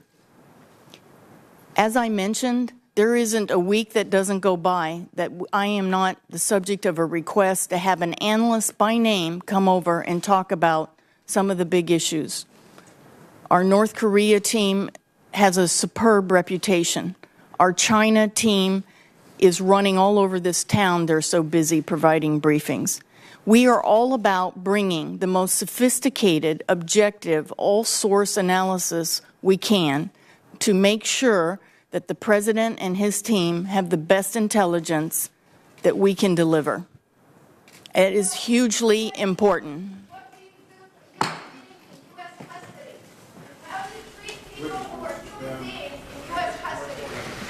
Capitol Police, please remove her. The question is, what do you do to human beings in U.S. custody? Bloody Gina! Bloody Gina! Bloody Gina! Bloody Gina! You are a torturer! Bloody Gina! So let's go back. You, as a leader of the team, I appreciate that. I appreciate your respect for the team. Let's be sure we've talked specifically about you. You're in the room. There is a fact that either hasn't appropriately been looked at or considered or appreciated in your view. What do you do at that moment? Senator, thank you. I've already worked with this president and his team for 15 months. I think I have a great reputation with them. I'm at the table with Secretary Mattis and General Dunford and Secretary Mnuchin. I'm at many of the principals' meetings. I back up the former director in the Oval Office. I'm part of Director Coates' team. Sometimes Sue Gordon is with me. I think we're bringing a very high-quality product. As a senior intelligence officer, someone who spent a lot of time overseas in some of these places, the President does turn to me for my view on certain countries and certain experiences. I give him my best advice, but I always separate my view as someone who's been out in the field from the view of our analysts, because we're really there to deliver the objective all-source analysis that they write to support the President. So you would see yourself as the master of the facts to be sure the President knows all the facts the President needs to know. I think that's incredibly important, Senator. Thank you. Thank you, Chairman. Thanks, Senator. Senator King. Thank you, Mr. Chairman. First, I've been to some of those garden spots with the committee, and I have the greatest admiration and respect for what you and your colleagues have done over the years and do now. That's one of the great responses I have when I come back from one of those trips, and the stations are, the people in those places are brave and loyal and patriotic Americans. A quick yes or no question, not having to do with what we've been talking about. In January of 2017, the IC issued a joint report on the the Russia involvement in the 2016 elections. Do you agree with the findings of that report? Senator, I do. Thank you. We've talked a bit about the statement in Mr. Rizzo's book that you had previously run the interrogation program. I understand he has changed his view on that. Your career timeline, 2001-03, Deputy Group Chief, Counterterrorism Center, 03 to 04, Senior Level Supervisor, Counterterrorism Center, 04 to 05, Deputy Chief, National Resources Division. In any of those jobs, were you in a supervisory or management capacity in connection with the rendition and interrogation program? Senator, we'll be able to go over, and I know you have some of this information, but we'll be able to go over any of my classified assignments in this afternoon session, and I can talk about that. Just to be clear, Mr. Rizzo didn't change his view. He was wrong, and he issued a correction. Who's deciding what's classified and what isn't in terms of what's released to this committee? Senator, we are following the existing guidelines. There are very... Who's deciding? We are following the existing Who is we? Well, I have chosen to follow the guidelines that exist for the RDI information. You are making the classification decisions about what material should be released to this committee? I am electing not to make an exception for myself, but I am adhering to existing RDI guidelines. If I may just... That's fine, but I just wanted to understand that. With regard to the cable, Mr. Rodriguez said that he asked you to ask two questions of the lawyers the day before the drafting of the cable. One was, was it legal to destroy the tape? Second, did he have the authority? Did you mention to those lawyers the intention to issue a cable that would destroy the tapes when you asked those two questions, or were those the only questions you asked? No, Senator. I explained that Mr. Rodriguez wanted to get resolution on this issue and that he was planning to have a conversation with the director about it, and he needed to have revalidation of those 2 points. And when you drafted the cable, is that correct? Yes, at his request. Isn't it common practice in the CIA when a cable, particularly of this importance, is drafted, that it be copied to various parts of the legal establishment within the CIA? And was that done in this case? Was that cable copied to Mr. Rizzo or other lawyers within the agency? Senator, there was robust coordination with the lawyers at CIA Were they copied on the cable? Mr. Rodriguez chose not to copy the lawyers on the cable because he took the decision on his own authority and he wanted to take responsibility for it. He has been very clear and upfront about that. And you were aware, because you drafted the cable, that the lawyers weren't copied on the cable? But I knew that the lawyers had been consulted in a meeting and consulted over many times over 3 years. In May of 2005, Mr. Rizzo reports, I told Jose and his chief of staff, that was you, is that correct? I can't recall if I talked to them separately or together. They were crestfallen because they were now on notice that the DNI, two successive White House counsels, and the vice president's top lawyer had weighed in strongly against destroying the tapes. Do you recall that conversation? Senator, I don't recall that specific conversation. However, I was aware that there were some objections, and that is why Jose was going to go back to the director. Those aren't some objections. Those are very straightforward prohibitions by your superiors to not destroy the tapes, were they not? Senator, I don't recall that specific conversation. But you do know, and Mr. Morrell in the report which has been released says something similar. He said, the record is clear that Mr. Rodriguez, and I presume you, was aware that two White House counsels, the Counsel of the Vice President, the DNI, the DCIA, and the HIPSI ranking member had either expressed opposition or reservation about the destruction of tapes. Did you know that at the time you drafted that cable? Senator, I don't believe I knew that entire list, but I knew there were some objections, and that is why we were going back to the director of the Central Intelligence Agency. Final question, was it a matter of coincidence that this decision was made to destroy the tapes in the same week that two major stories appeared in American newspapers? The 11th Amendment was being considered and the McCain Amendment was on the floor of the U.S. Senate. Was it a mere coincidence that that was after 3 years of delay, the decision was taken to destroy the tapes? Senator, I don't believe in the Directorate of Operations front office we were aware of legislation. The lawyers may have been aware. I do not believe we were aware. There's a broader question, not legislation. I'm talking about stories in the newspapers. There's a great deal of public interest just that week in the whole interrogation question. Were you aware of that when you made this decision? Senator, I do not recall being aware of that. Senator's time expired. The Chair would note at this time, since there's been a reference to declassification, I just want to draw a distinction that the Durham investigation done by the Department of Justice is not in the purview of the Central Intelligence Agency. Any decision to declassify or keep classified is a Department of Justice decision, and I just wanted to separate that from the discussions about Ms. Haspel's background at the agency. With that, the Chair recognizes Senator Langford. Mr. Chairman, thank you very much. Ms. Haspel, thank you not only for your over 3 decades of work for our nation, the lack of recognition that you've had for 3 decades from our nation because you've served in a way that no one has seen.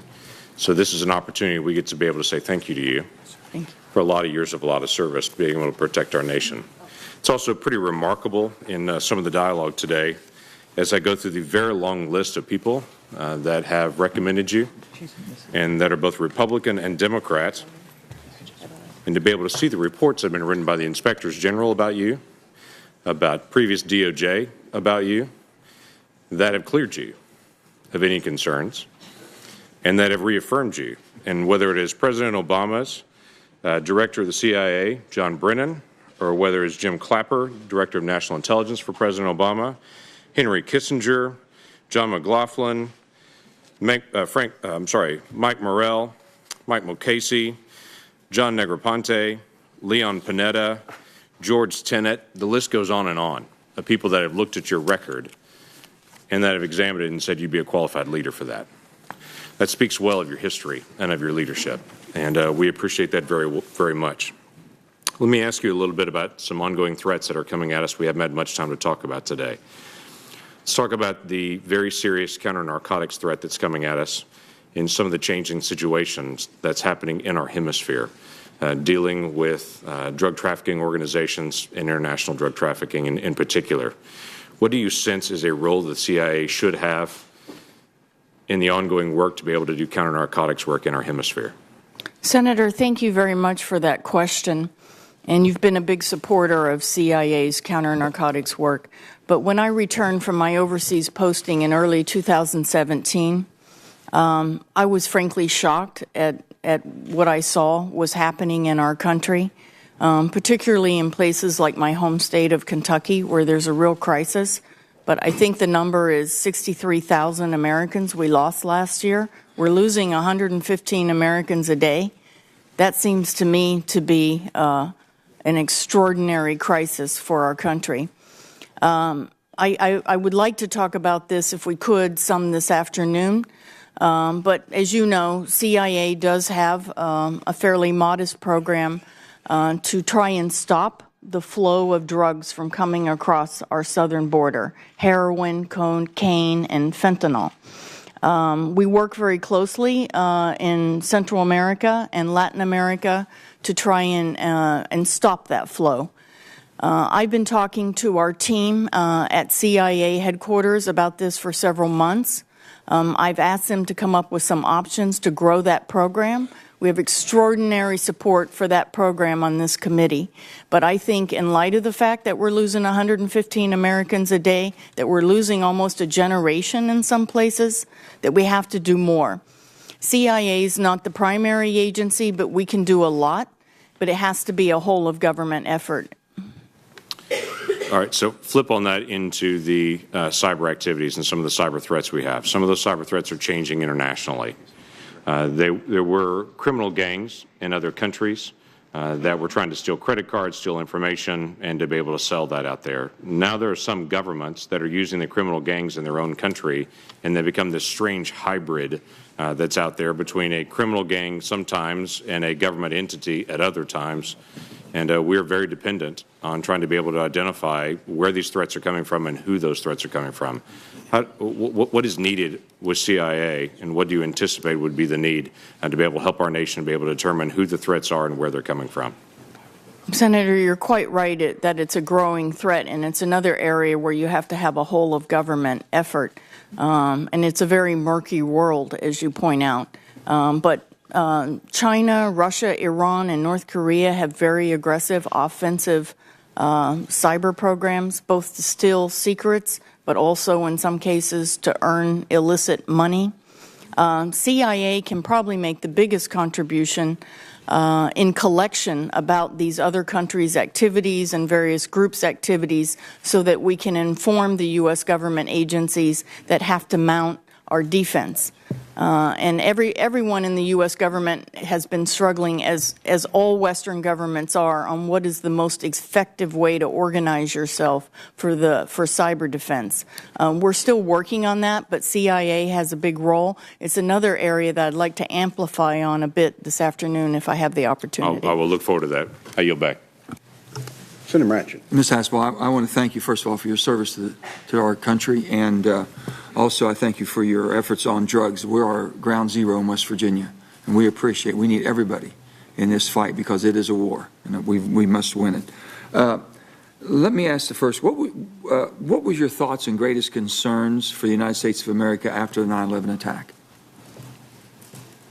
I think for probably every American, it was also surreal. But what I was very worried about, and we weren't wrong about this, is that other attacks were being planned. So I think everyone in the U.S. government, probably across the board, but certainly in the intelligence community and FBI, we all felt that we had let the American people down somehow. We didn't know these attacks were coming, and it was very important to identify who was behind these attacks and stop future attacks. I think back on that day, and I remember it very vividly as if it was just happening this morning, but I remember that the only thing I cared about, first of all, my first thought was anybody in my family harmed that day. Next of all, anyone I might have known or related to or thought about or had acquaintances with. Next of all, my final thought was any other Americans harmed? That's all I cared about. What was this doing and what mammoth? I thought about history, Pearl Harbor. How did we react as a nation after Pearl Harbor? I remember the cruel and unusual internment of Japanese Americans. And we've never gone down that road again. And our thought process would have been there. But let me go another step further. After 9/11, had any laws or rules for CIA procedure changed because of the attacks, of those attacks? And did we change any procedures after that? You're saying you would never do it now. You said you would say no to the president because that's not where we're going. That's not where you want the CIA to be. Were those changed after that? Senator, I'm not sure I understand exactly, but CIA does not do interrogations. We historically have not done interrogations, and we don't do interrogations today. Let me go this direction. Are there any other tapes that would reveal agents' identities that have been destroyed, and is that the standard procedure? Or are there any tapes of interrogation that haven't been destroyed, of your knowledge? Senator, probably I don't know. I don't know if there are any other tapes. I don't believe there are any other tapes associated with the particular interrogation activity that was on the 92 tapes, but I simply don't know if there are any other videotapes of any other activity. And then we'll go into this. Explain why you feel so strongly today the CIA should not be an interrogation business.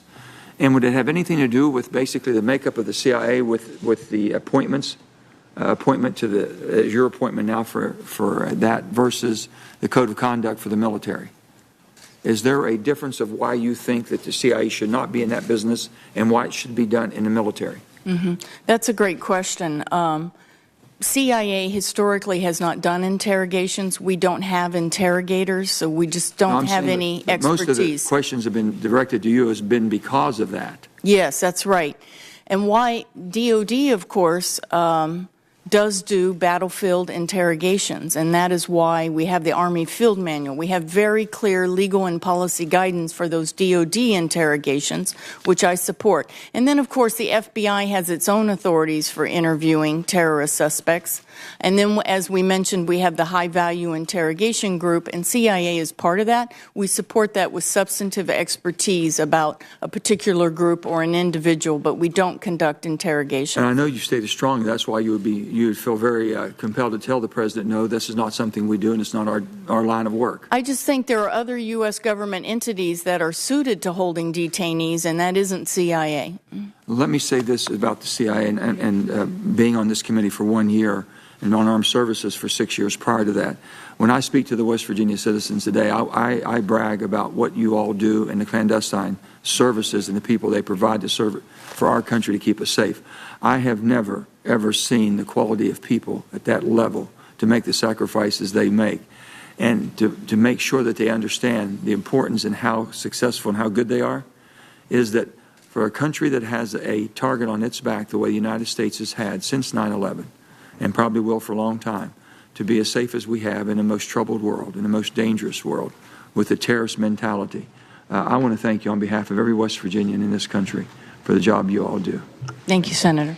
Thanks, Senator. Senator Cotton. Thank you, Mrs. Haspel, for your many decades of service to our country and for taking on this new role despite the accusations, entirely false, you know that you would face from some of my colleagues in the Senate and from the media, some of these protesters we've seen here today. I'm very grateful to you, as I know that all the men and women of the CIA are grateful.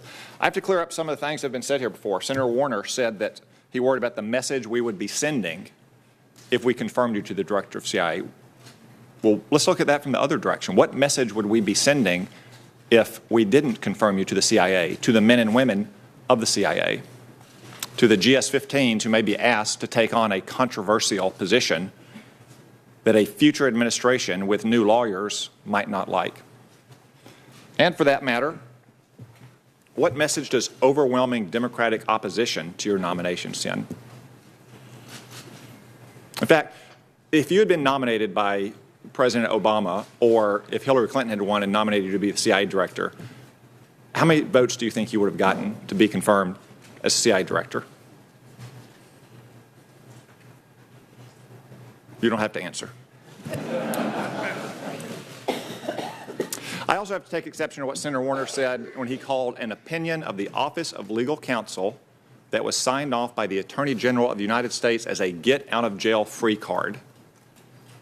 Do you believe, acting under the legal approval of the Attorney General, that you or any other CIA officer should have gone to jail and you needed a get-out-of-jail-free card? You can answer that one, please. Senator, CIA follows the law. That's exactly what I thought. Let's turn to the circumstances of what the Counterterrorism Center was doing the days you were there. I think Senator Collins asked an excellent sequence of questions that got at many of these points. I just want to tie a bow on some of them. These programs were, to the best of your understanding, approved by the Commander-in-Chief, legally approved by the Attorney General, and supported by the director of the CIA, who I point out at the time was the former Democratic staff director of this committee. Is that correct? That's correct, Senator. You said that you were not a senior manager when those programs were created. Is that correct? That's correct. Was John Brennan a member of the Senior Intelligence Service and the Deputy Executive Director at the time a senior manager, in your opinion? Senator, I believe Mr. Brennan was the deputy exter of the agency at that time. And you'd consider that a senior manager position at the CIA? I believe it's a number 4 position. For John Brennan, who was confirmed to be the CIA director by the following members of this committee: Senator Warner, Senator Feinstein, Senator Heinrich, Senator Collins, Senator King, Senator Burr, Senator Manchin, Senator Wyden, and Senator Rubio. Let's turn to the question about the tapes that were destroyed in 2005. Did any lawyer at any time in any organization of the federal government say that there was a legal prohibition to destroy those tapes? Senator, they did not. They were very consistent that there was no legal requirement to preserve the tapes because of the written record. And it's your testimony that there is a written record that fully documents whatever may or may not have happened. Senator, yes, and there were 2 reviews done of the written record by the Office of General Counsel and the Office of the Inspector General. In other words, the CIA has a record no different from the federal court system, which keeps transcripts and allows sketch drawings, but does not allow video recordings in a federal courtroom. Is that correct? That's correct, Senator. You were the chief of staff to Mr. Rodriguez when this happened, correct? Yes. And at his direction, you drafted a cable that he later sent. That's correct. Michael Morrell, who supported Hillary Clinton in the last election, cleared you of any wrongdoing in drafting that cable? He did. As did an investigation by the Office of Special Counsel and the Office of the Inspector General? That investigation was closed without charges for Mr. Rodriguez or anyone. Would holding you responsible for drafting a cable at your boss's direction make any more sense than holding a Senate speechwriter responsible for the boring speeches senators give on the Senate floor? Senator, I'll defer to you. I would submit that it does not. Finally, there's a lot of talk about policy guidance and that there was some awareness by Mr. Rodriguez that higher officials in the government who were political appointees had qualms or expressed reservations.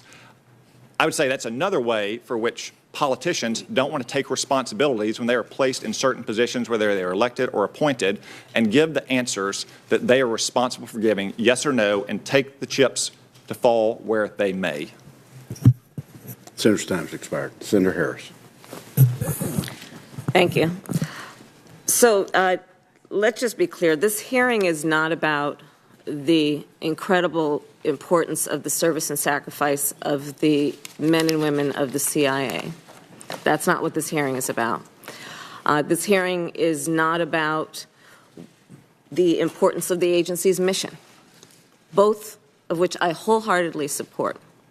This hearing is about your suitability to be the director of the CIA, and in our responsibility to participate in choosing who will be the next director of the CIA.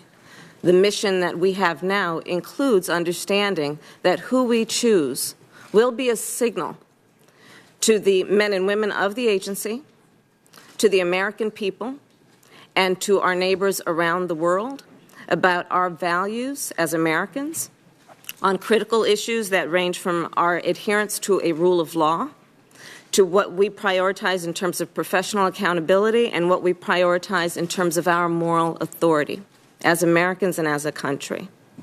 So one question I've not heard you answer is, do you believe that the previous interrogation techniques were immoral?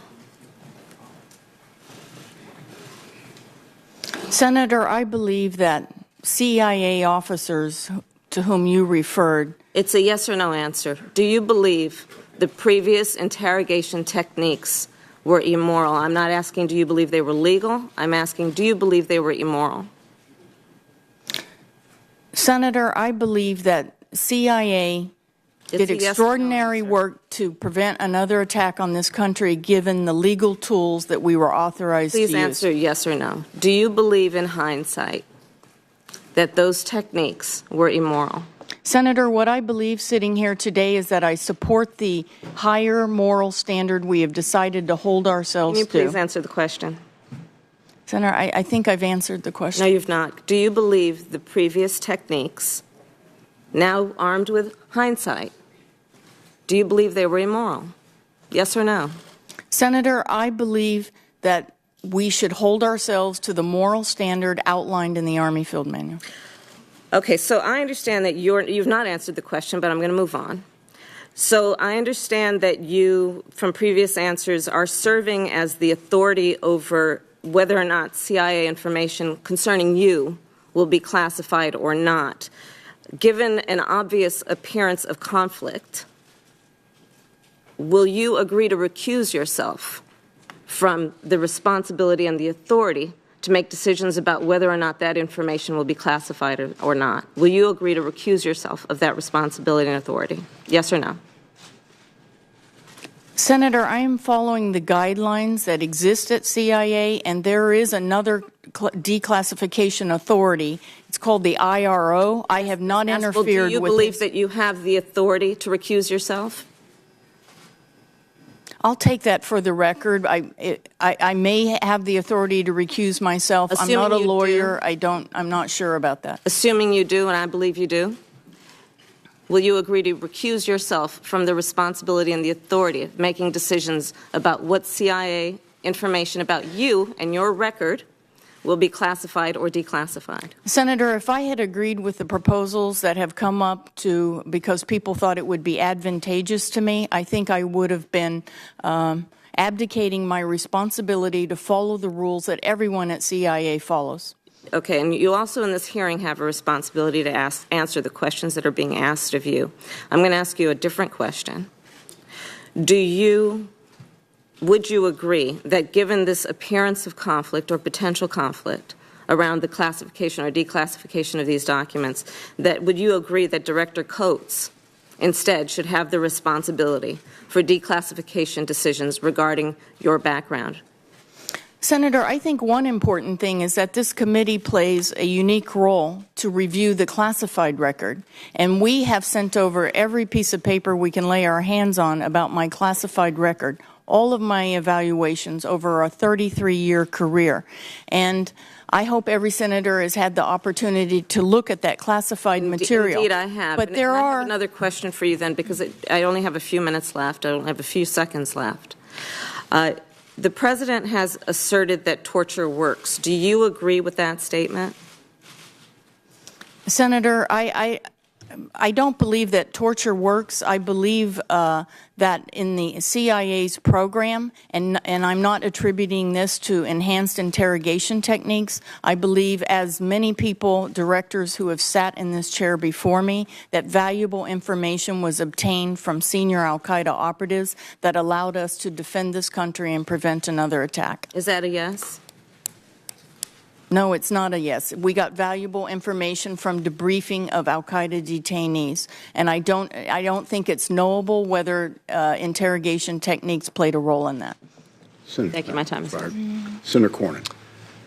Ms. Haspel, I note that one prominent national security expert has said that if President Obama had nominated you to be director of the CIA, it would be an easy decision to support your nomination.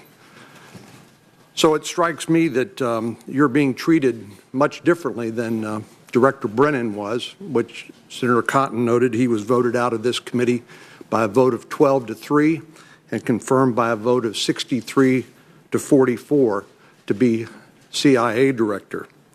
So it strikes me, and this is not a question for you, this is an observation by me, that you and this president are being held to a double standard, and I think that's regrettable. I also remember that President Obama in 2009, when he declassified the Office of Legal Counsel memos that have been referred to here, promised the men and women of the CIA that, quote, we will protect all who acted reasonably and relied upon legal advice from the Department of Justice, that their actions were lawful. They need to be fully confident that as they defend the nation, I will defend them. And I think this committee and this Senate should remember those words by President Obama and apply those when considering your confirmation.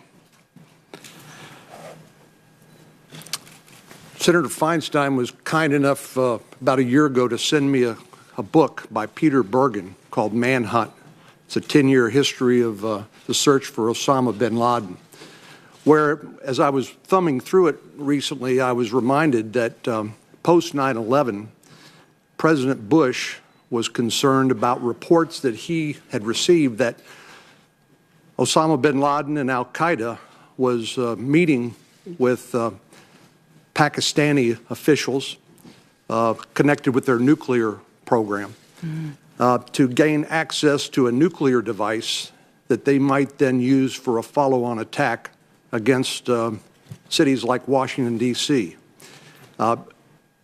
Without divulging classified information, can you confirm that there were concerns about follow-on attacks using nuclear devices, biological weapons, other weapons of mass destruction that might have killed more innocent Americans as happened on 9/11. Was that the environment in which you and the country were operating in at the time? Senator, there were very grave concerns on that front, and indeed Al-Qaeda had those kinds of programs, efforts to acquire crude, dirty bombs, efforts to develop. They had a program, a biological weapons program. I remember the operative who was in charge of that. There was very deep concern about potential contacts, and we continue to monitor this very closely today, between extremists and Pakistani nuclear scientists.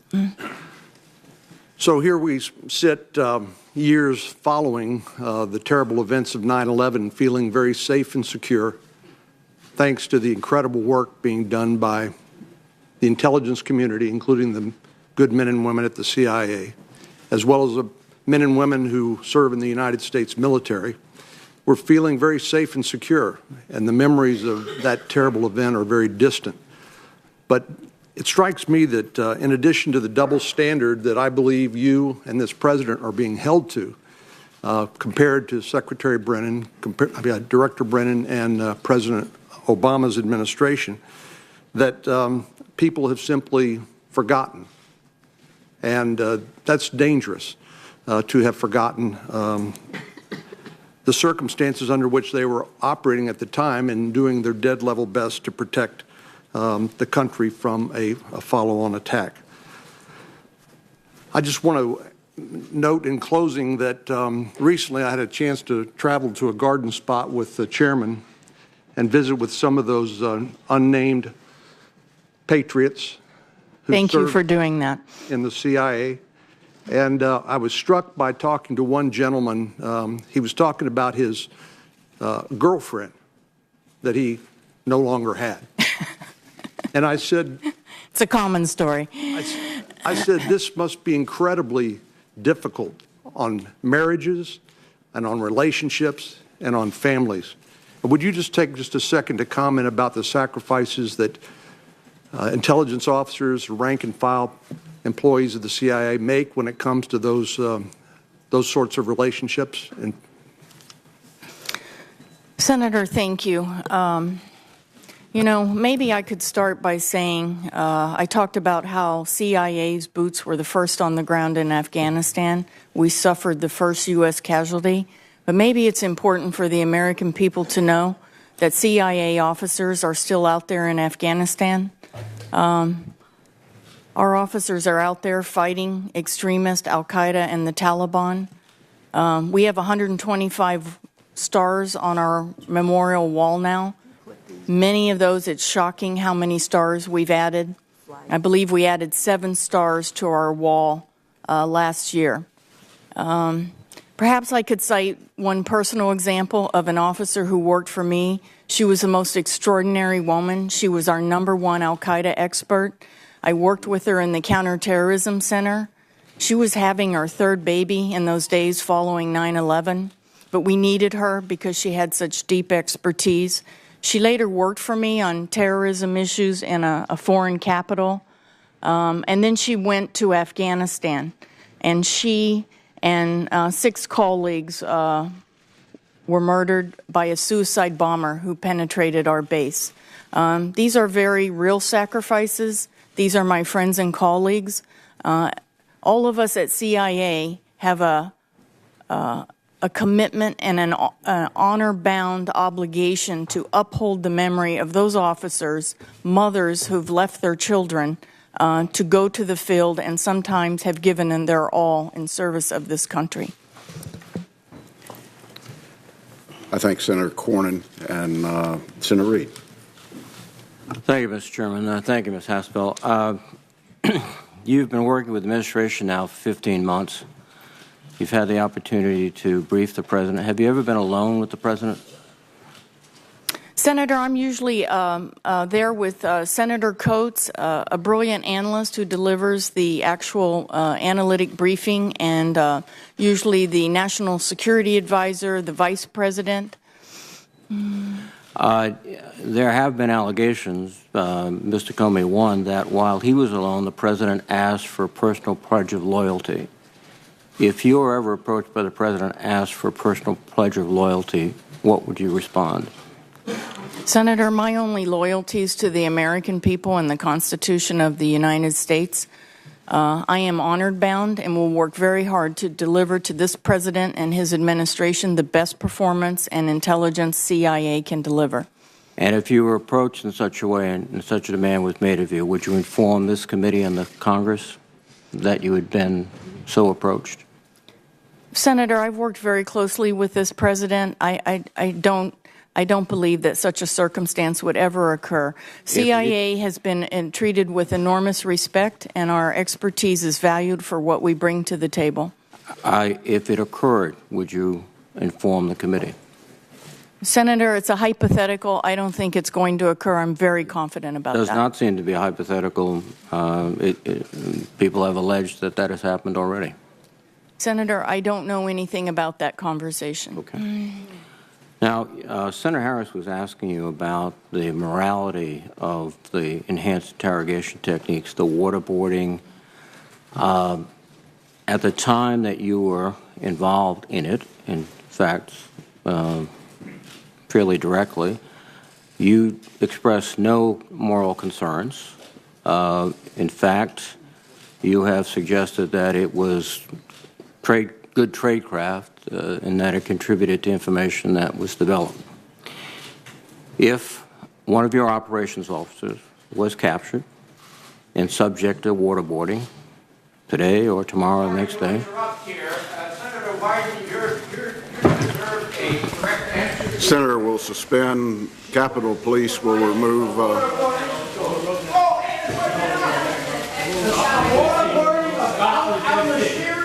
Stop resisting.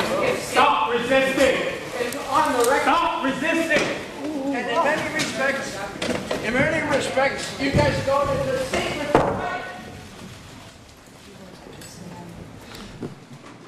If there are any other further disruptions, I will ask the Capitol Police to remove all individuals. Senator can continue. Thank you, Mr. Chairman. If one of your operators were captured, subjected to waterboarding and enhanced interrogation techniques, which you, I believe, supervise, would you consider that to be moral, since perhaps the other entity did not have legal restrictions, and good tradecraft, as you appeared to do when you were involved in it previously? Senator, I don't believe the terrorists follow any guidelines or civilized norms or the law. CIA follows the law. Excuse me, madam. You seem to be saying that you were not following civilized norms and the law or anything else when you were conducting those self-same activities, if that's the analogy you're going to draw. Senator, I'm sorry, can you I can't. Very simple. You have an operations officer who is captured. He's being waterboarded. I've asked you very simply, would you determine that to be immoral and something that should never be done, condoned in any way, shape, or form? Your response seems to be that civilized nations don't do it, but uncivilized nations do it, or uncivilized groups do it. The United States does it. A civilized nation was doing it until it was outlawed by this Congress. Senator, I would never obviously support inhumane treatment of any CIA officers. We've lost CIA officers over the years to terrorists. I just gave an example. Khalid Sheikh Mohammed personally killed a Wall Street Journal correspondent and filmed that. I don't think there's any comparison between CIA officers serving their country, adhering to U.S. law, and terrorists who, by their very definition, are not following anybody's law. Finally, in the morale report, and which you've somewhat acknowledged, there was opposition to the destruction of the tapes by 2 White House counsels, the Counsel of the Vice President, the DNI, the DCIA, and a member of the Congress, and yet those tapes were destroyed. Do you consider that to be insubordinate actions without the director, in this case, Mr. Goss, being notified? Senator, I think that consultation with the director was essential, and a lesson coming out of that is the importance of making sure all the stakeholders have agreed to include congressional oversight. There's also a leadership lesson. Don't let real security issues go unaddressed. So the action was insubordinate, and you would not countenance anyone in your organization doing something like that? I expect my officers to bring those difficult issues to me, and I think I have a reputation for not just leaving them in the inbox. I will say this, Mr. Rodriguez has taken full accountability for his decision, which he thought he was operating under his own authority. Thank you. Senator's time's expired. We've come to the conclusion of the open session, and I would duly note for members, it's my understanding that we're going to have 2 recorded votes starting at 12 o'clock. My intention is to start the closed hearing immediately after the second vote. And the Vice Chairman and I would like to make some closing statements. I do want to take the opportunity, Ms. Haspel, since 2 individuals have been mentioned, and they will be the subject of conversation in the closed session. But for the American people's purpose, would you share for them who Khalid Sheikh Mohammed is and Nasiri?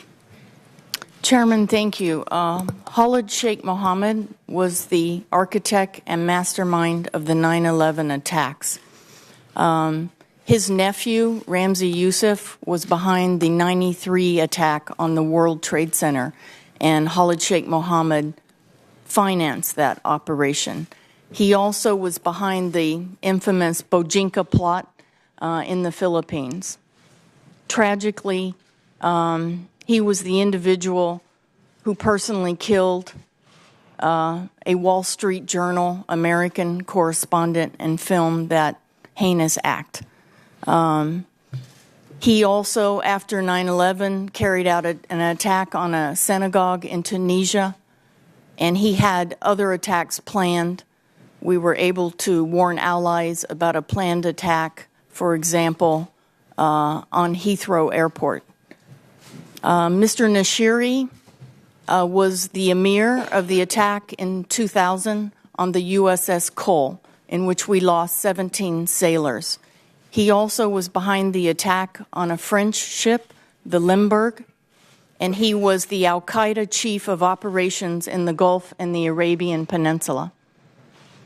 I thank you for that. I think it's important to put into context when individuals are mentioned what their role was in terrorism and why they were the focus of not only the agency but law enforcement. With that, I'd like to recognize the Vice Chairman for any closing statements he'd like to make. Thank you, Mr. Chairman. First of all, I want to submit for the record, to refresh my colleagues' memories, the testimony of then nominee John Brennan, who quite explicitly repudiated the EIT techniques and programs, who stated that he expressed his personal objections and some of his views to agency colleagues, which I think is a relevant piece of information when we considered Mr. Brennan's testimony for those of us who decided to vote in favor of him. And that would be the same Senator, excuse me, that would be the sir. same Excuse me, Mr. sir. Brennan who supports her nomination. Senator will suspend. We need the full record on the record. No, Senator will suspend. John Brennan supports her nomination. Appreciate that, Mr. Chairman. Let me also say this. I know this is something that is a different experience for you. You have led your life serving our country in the shadows. But should you be confirmed in this position, you're going to have a whole different set of responsibilities that, candidly, I understand that perhaps nothing in your career has fully prepared you for. You have to not only earn our trust, where we have more exposure to your records and classified information, but you have to earn the trust of other members who are not on this panel and folks in the House who won't even consider this. You also, I think, have to earn the trust of the American public. So 3 brief points I want to make. I appreciate the fact and the support you have from the agency's workforce, and the fact that your confirmation will be the first time in 54 years an operations officer would be confirmed to be director. And I also understand what are normal procedures on declassification. But I think it troubles some of my colleagues when we do get stories that float from the press that point out some remarkable parts of your career, your interactions with Mother Teresa, the fact that you were shot at by foreign operatives. And there does appear to be information put forward by the agency that helps you. And I think many of us, and I've reviewed most of your record, I think there's many extraordinary things in your record, but the willingness to lean forward on that declassification, not for our benefit on this committee, we get that, but for other members and for the public, I'd hope you reconsider some of your decisions made there. I also appreciate very much, and at least my line of questioning, on the fact that you believe at this point that the RDI program is not consistent with American values. I wish you would have said that more clearly and more directly.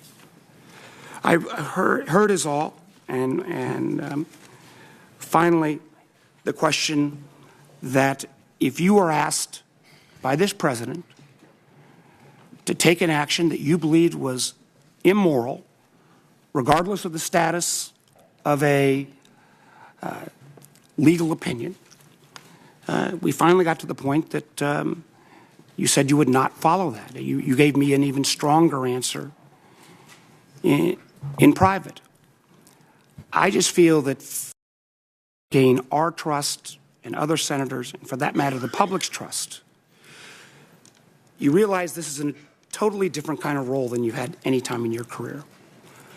And having clarity on these issues and having clarity on what your appointment will represent and what values you will bring to this critically important job at this moment in time is extraordinarily important.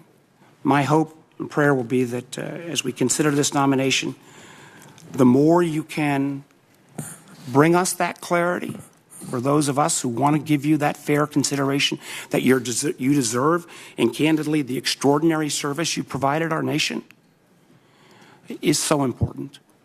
So we can make the right judgment, so that we can know the character of the individual who will take on, again, one of the most important jobs in our country's protection, and particularly at this moment in time. So I thank you for your testimony. I would like to see more. I regret some of my colleagues' comments in terms of mischaracterization, but that's part of the process, and welcome to it. Thank you, Mr. Chairman. Thank the Vice Chairman. I would ask unanimous consent to enter into the record 2 documents provided by Senator Feinstein in opposition to the nomination. One from myself, a statement of support from Attorney General Michael McCasey. I would expand my unanimous consent to include any documents that are for or against the nomination.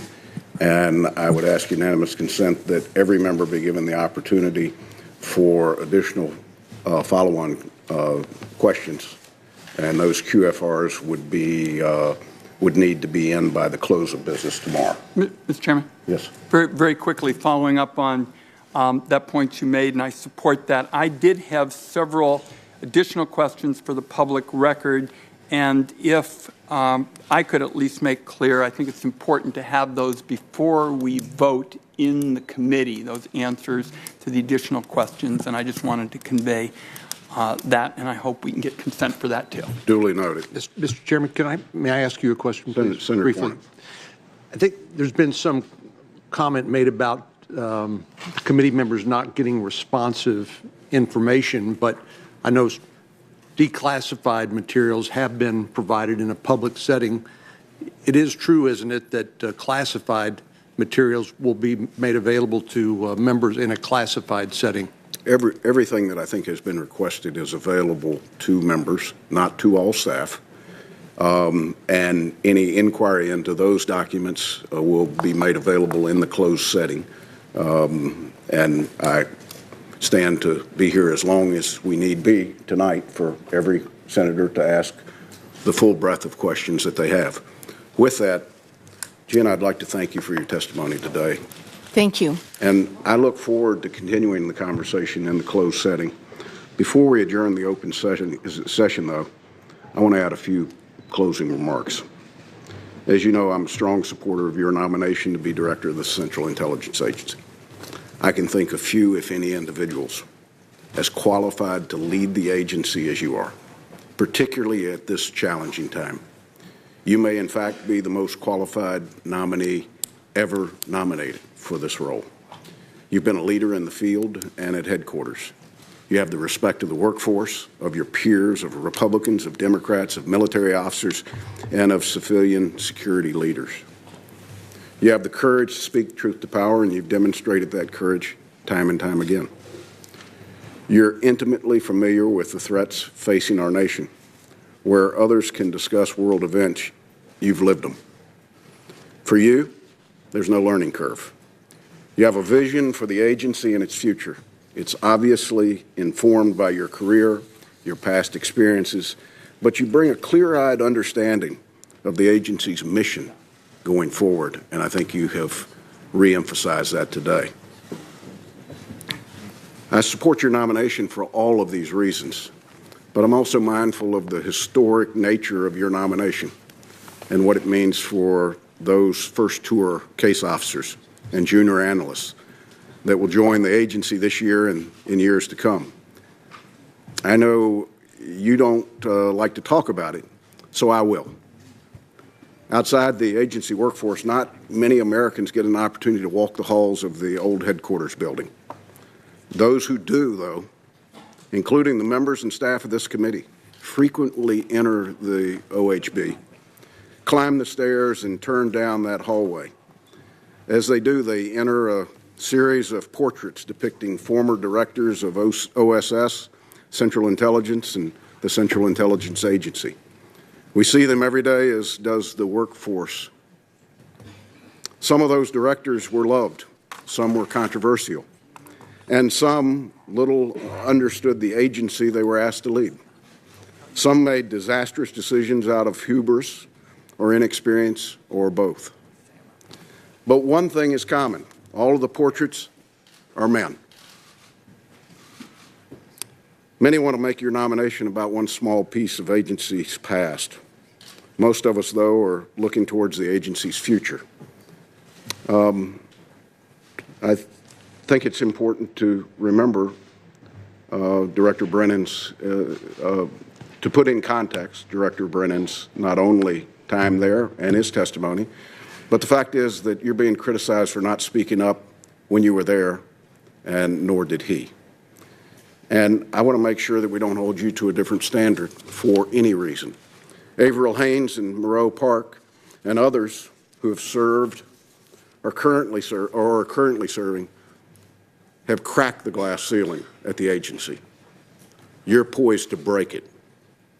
It may be impossible to measure the importance of that breakthrough, but I know that your confirmation will send a signal to the current workforce and the workforce of the future that a lifetime of commitment to the agency and its mission can still and will be rewarded. I want to thank you for your willingness to go through this treacherous process. I'm not sure if I was in your position that I would expose myself to it, but I thank you for your willingness to lead. I thank you for your willingness to serve. This hearing is now adjourned. Thank you, Mr. Chairman.